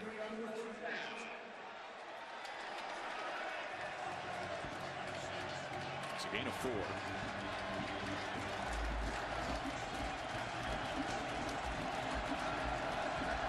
It's almost one of those scenarios, too, where Will Greer may have to use his legs and run for a first down. Haven't seen that much since the first half. On 4th and 4. Greer is able to find White again. He's got the first down. And once again, Tejada is right there. He just couldn't get a hand in on the football. Watch Will Greer, so patient. White's just sitting right next to the ref. It's almost as if Tejada didn't know the football was thrown.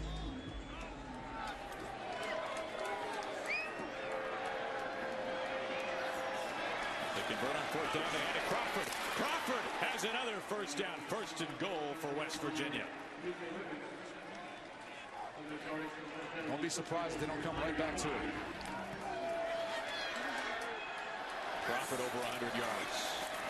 On play action, they try to sling it into White. And it's batted away. Rico Evans is there all over him. That's a heck of a play for a linebacker. And one that's really a backup. Look like Evans, it's Tejada. Tejada, you're right. Just say Tejada's been there all game. We just haven't really seen him get a hand in on the football. 2nd and goal for West Virginia from the 5. We're pumping, lobbing, Sills his 2nd touchdown of the day.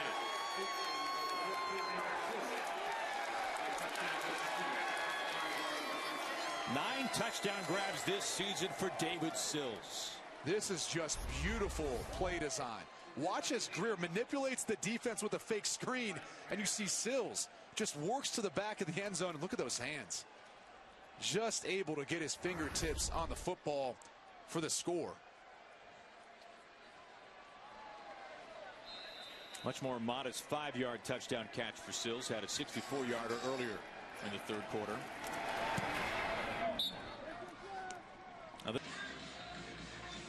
October is Domestic Violence Awareness Month, and Fox Sports Supports is proud to team up with the National Coalition Against Domestic Violence. We support their vision of creating a world in which domestic violence is not tolerated and where victims and survivors and empowered. Find out how you can join the conversation and take a stand by visiting foxsportssupports.com.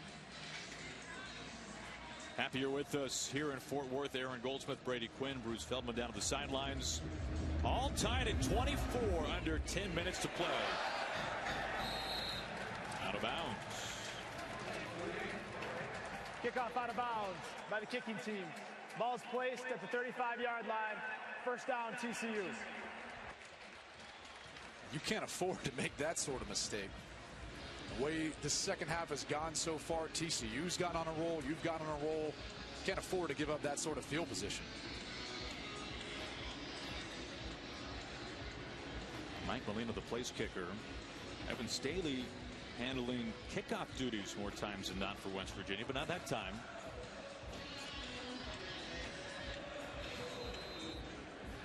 Dana Holgerson not too pleased. 1st and 10 from the 35 for the Horned Frogs.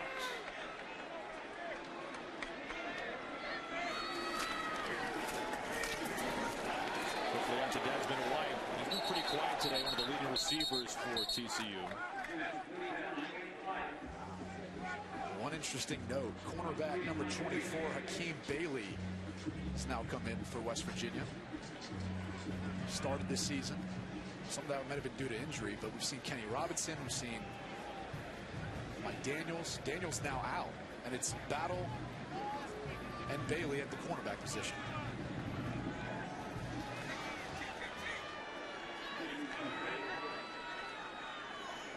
Rager in motion. They fake the jet sweep. They hand to Anderson. Brings up 3rd down.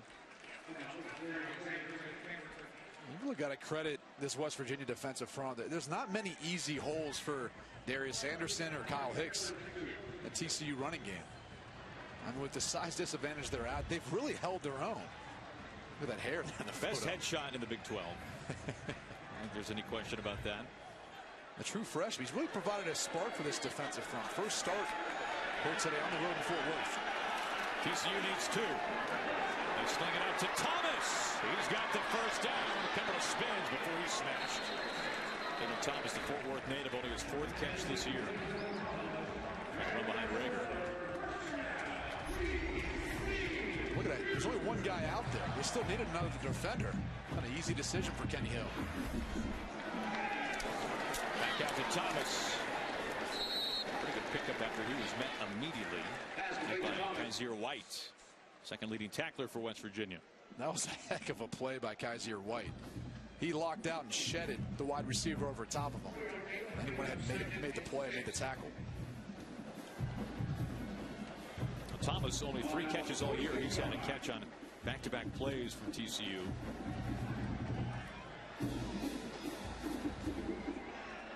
Inside West Virginia territory at the 46.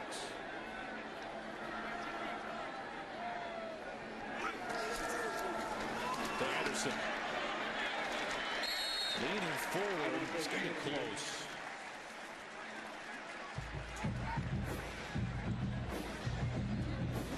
Think about this rush defense for West Virginia. All the missed tackles in their last game against Kansas. This has been one of the worst rush defenses in all of college football. They just weren't healthy. I mean, this is the first time we've seen this West Virginia defense really be healthy and as one group. And you can see the difference a player like David Long makes.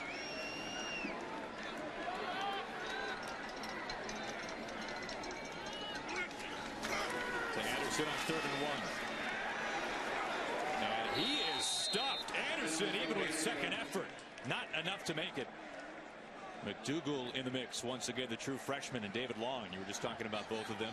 This is a tough decision, though. I mean, I think it'd be easy where you'd go for it because of the size advantage. But Nunez has been so good pinning West Virginia back. You could kind of play the field position battle, but it looks like TCU's going to go with their wildcat package like they seem to do in these short yardage situations. Nunez prefers first half MVP. It was incredible the first half.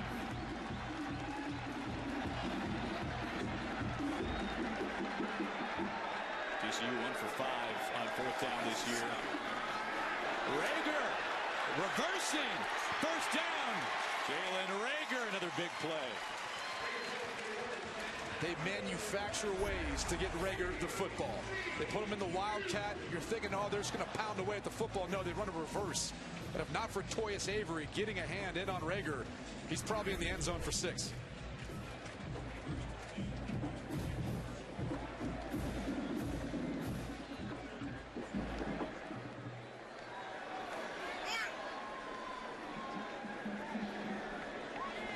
Typically accustomed to seeing TCU play at a fast pace, but I think they feel pretty comfortable right now taking some time off this clock.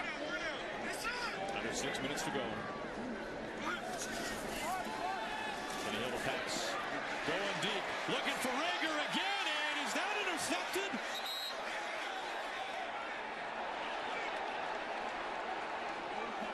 Did he have control as he went out of bounds? It was Elijah Battle.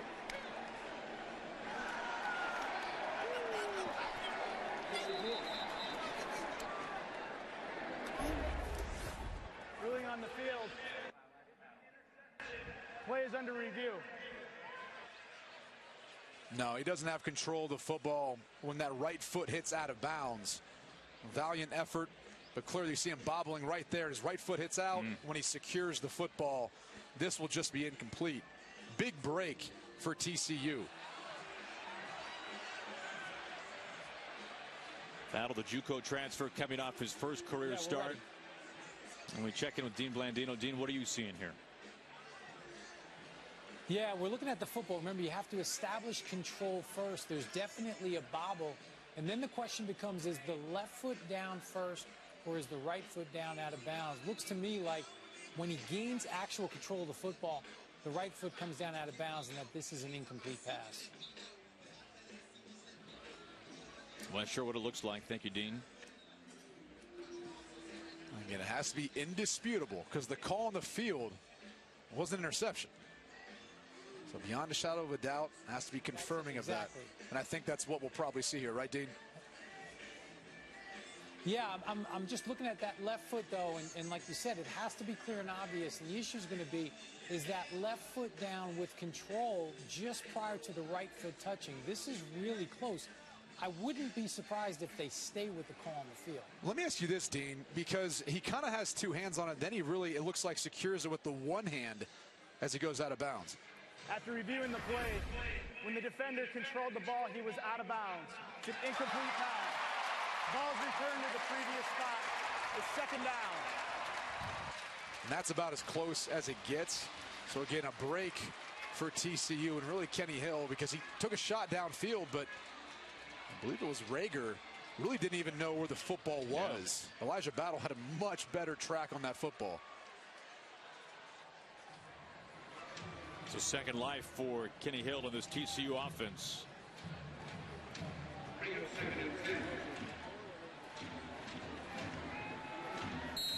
Second and 10 from the 34. Sean Nixon now in the game in the slot. He's been kind of quiet today. Number 3 right here. All right, no catches for Nixon so far. Hicks around the edge. Akeem Bailey forcing him out.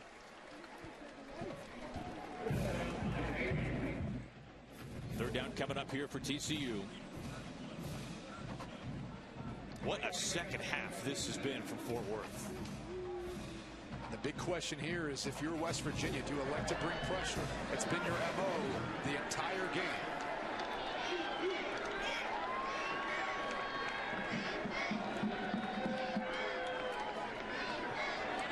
It was a 7-3 TCU lead at halftime. How far these two teams have come.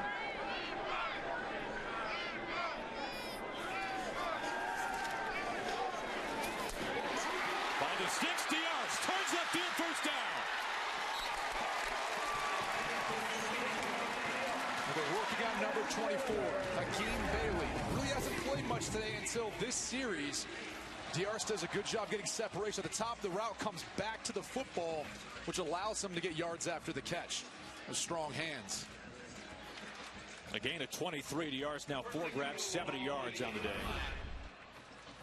And he's coming off. Nope, he's going to stay on the field. And I was going to say, continue to work that matchup. Turpin heads to the sideline. Hunt comes in. Here's Diarce. He's been your leading wide receiver, and he's the guy who's got the greatest size right now on the field for TCU. Wide receiver Sean Nixon in the backfield. They dump it out to him quickly. Nixon puts on the brakes. Turns upfield inside the 5.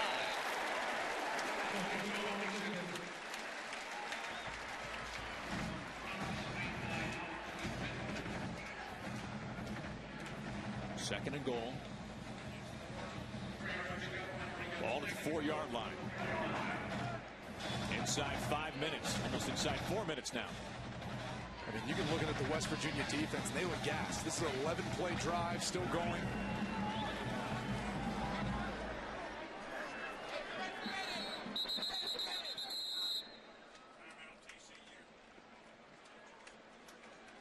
TCU calls it. Diarce and Turpin, the 2 receivers, out to the right of Kenny Hill. Turpin in motion on the jet sweep. Turpin trying to hurdle a man. Third and goal coming up. Azir White there. Did he lose the football at the end of this play? Of course, West Virginia thinks so.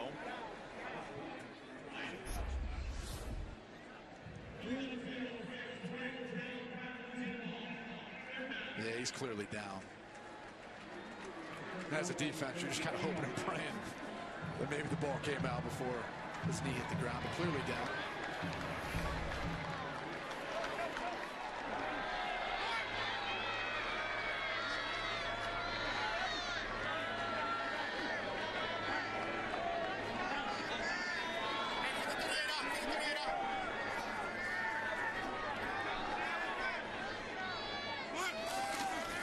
Kenny Hill taking it himself. Kenny Hill lunging forward, and he is in for the score.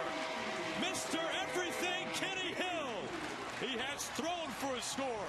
He has caught a touchdown, and now he breaks the barrier with a touchdown on the ground. Let's verify that he got the ball across the goal line before a knee was down. Toyce Avery had a shot. Look at the extension. Look at the athletic ability of Kenny Hill, who's gotten it done in a variety of ways, puts his shoulder down, and comes in clutch for his team when they needed him to the most.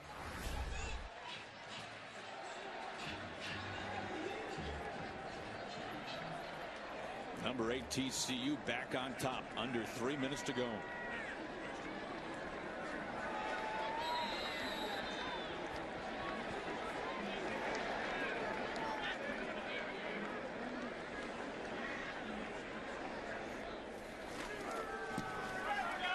Jonathan Song makes this a third. TCU. Marcus Sims back to return. Bunts kicks it away.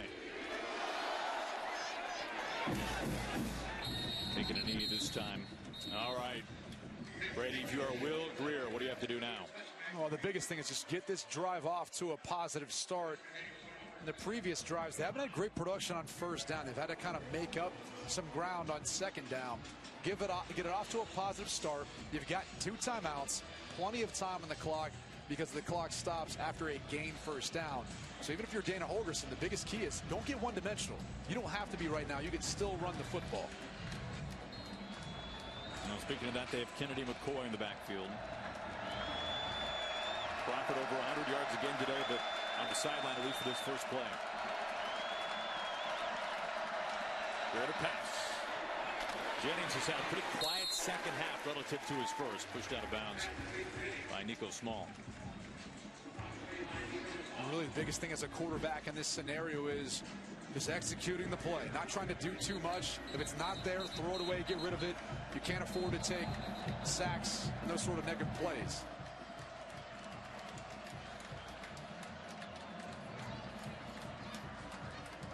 Runners forward progress. We're stopped at the 30-yard line. It's second down.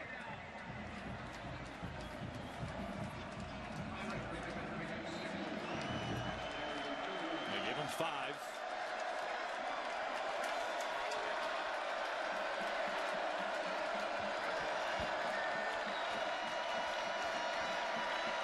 Greer with time. Greer looking for Sills. Can't make the catch. Tight coverage draped all over him. Tony James. And well played by Tony James. Only his second start at cornerback. Used to be a wide receiver, transitioned to cornerback, and you can see the ball skills and the pattern recognition coming into play.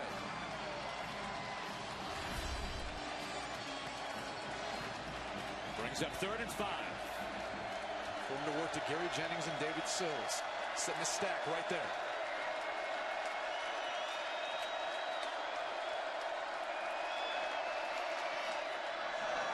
Can't find Jennings. Throws behind him. Well, Greer thought he was going to hook up into the zone. And Jennings wanted to run out of it. But see the defender, Isahaku, right outside? Greer trying to protect him, just not on the same page. And they're going for it. This is the ball game right here.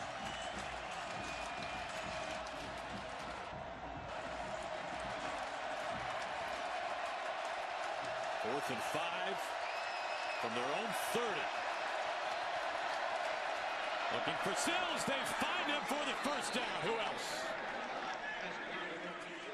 How clutch is David Sills, and that was a good, accurately thrown football. Sometimes those are the toughest ones to catch, especially on 4th down with the game on the line. Sills only 2 first half grabs. Second half has been a different story. Looking for Sills. Back shoulder on his feet, but now out of bounds as a flag comes in. Well, it's going to be pass interference. I mean, Tony James had his hands around his waist, kind of swung him around. Oh, wow. They're calling this versus David Sills as far as the separation he got when he caught the football. It really went both ways. Offense, number 13, 15-yard penalty. First down. This is huge, and you'll see right here, working on one another. So you can see both hand fighting back and forth. That's interesting because, I mean, you see more grabbing from Tony James than you do Sills. I don't know about this one. The good folks in Morgantown not too pleased right now. 1st and 25 under 2 minutes to go.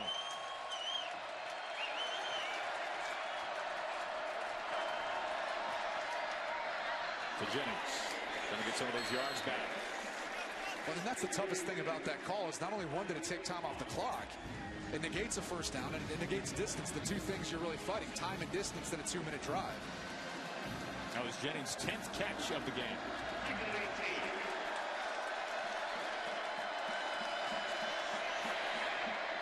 Going deep, trying to connect with Sims. That just has not been there today. These wide receivers for West Virginia just look gassed. Guys' hands are on their hips, having a hard time getting back to the line of scrimmage. Most of that last play, Sills barely breaking off the line. I don't even think he ever got the signal to what he was going to be running. I mean, clearly they wanted to take a shot to Sims downfield. I said it's hard. You know, they didn't have to be one-dimensional. They kind of do now with how much time's on the clock, but they didn't have to at the start of the drive. Needing to get a chunk of this 18 yards to go. Greer flushed. Greer going nowhere, having to heave it out of bounds. He has felt pressure by Ben Vanagoo all day long.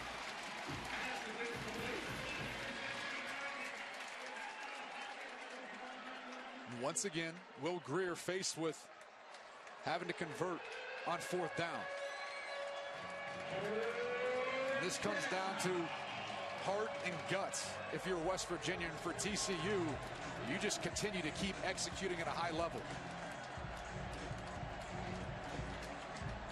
You got to know up front for TCU's defensive line that they've got to find a way to keep in the pocket and get to Will Greer if he tries to extend it.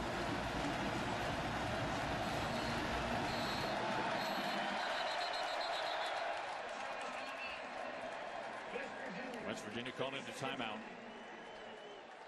As much as you want to make this about, you know, coming up with a crucial play right here, making sure everyone's on the same page, probably doesn't hurt too that your wide receivers and everyone gets a bit of a blow here.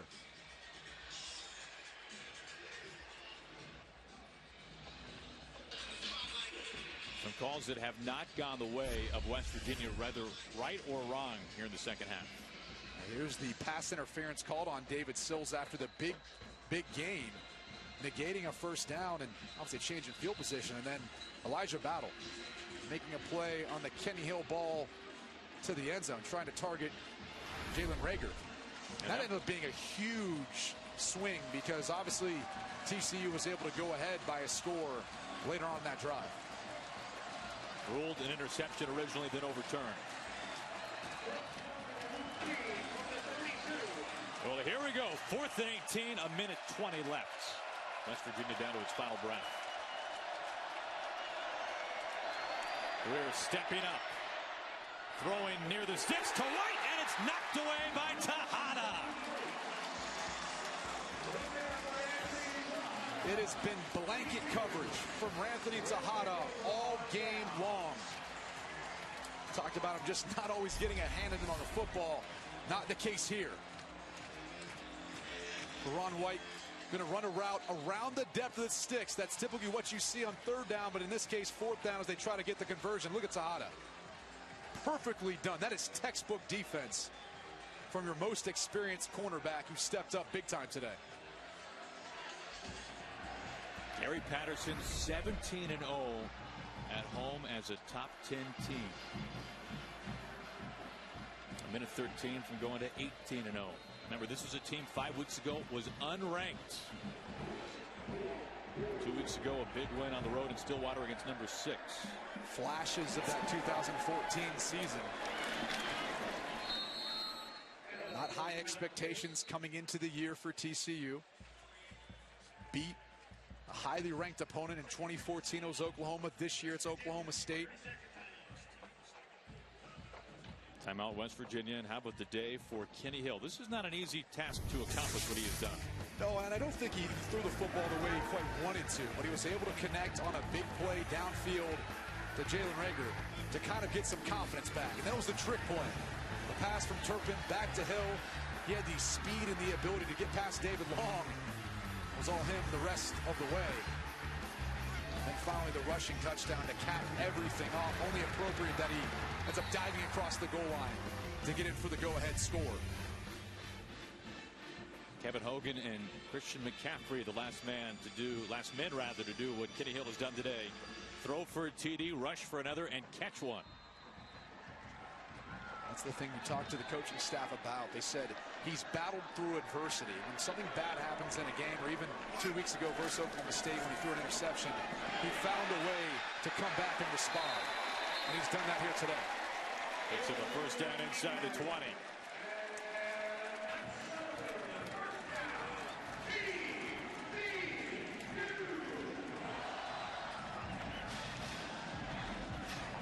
TCU unranked by the preseason polls this year for the first time since 2014. Of course, that was the 12-1 year.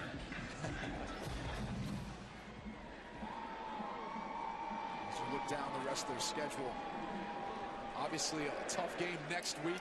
Manhattan, Kansas versus a very good Kansas State team, well coached.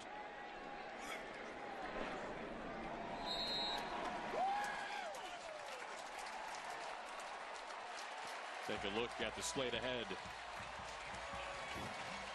This was, you can see what's coming up.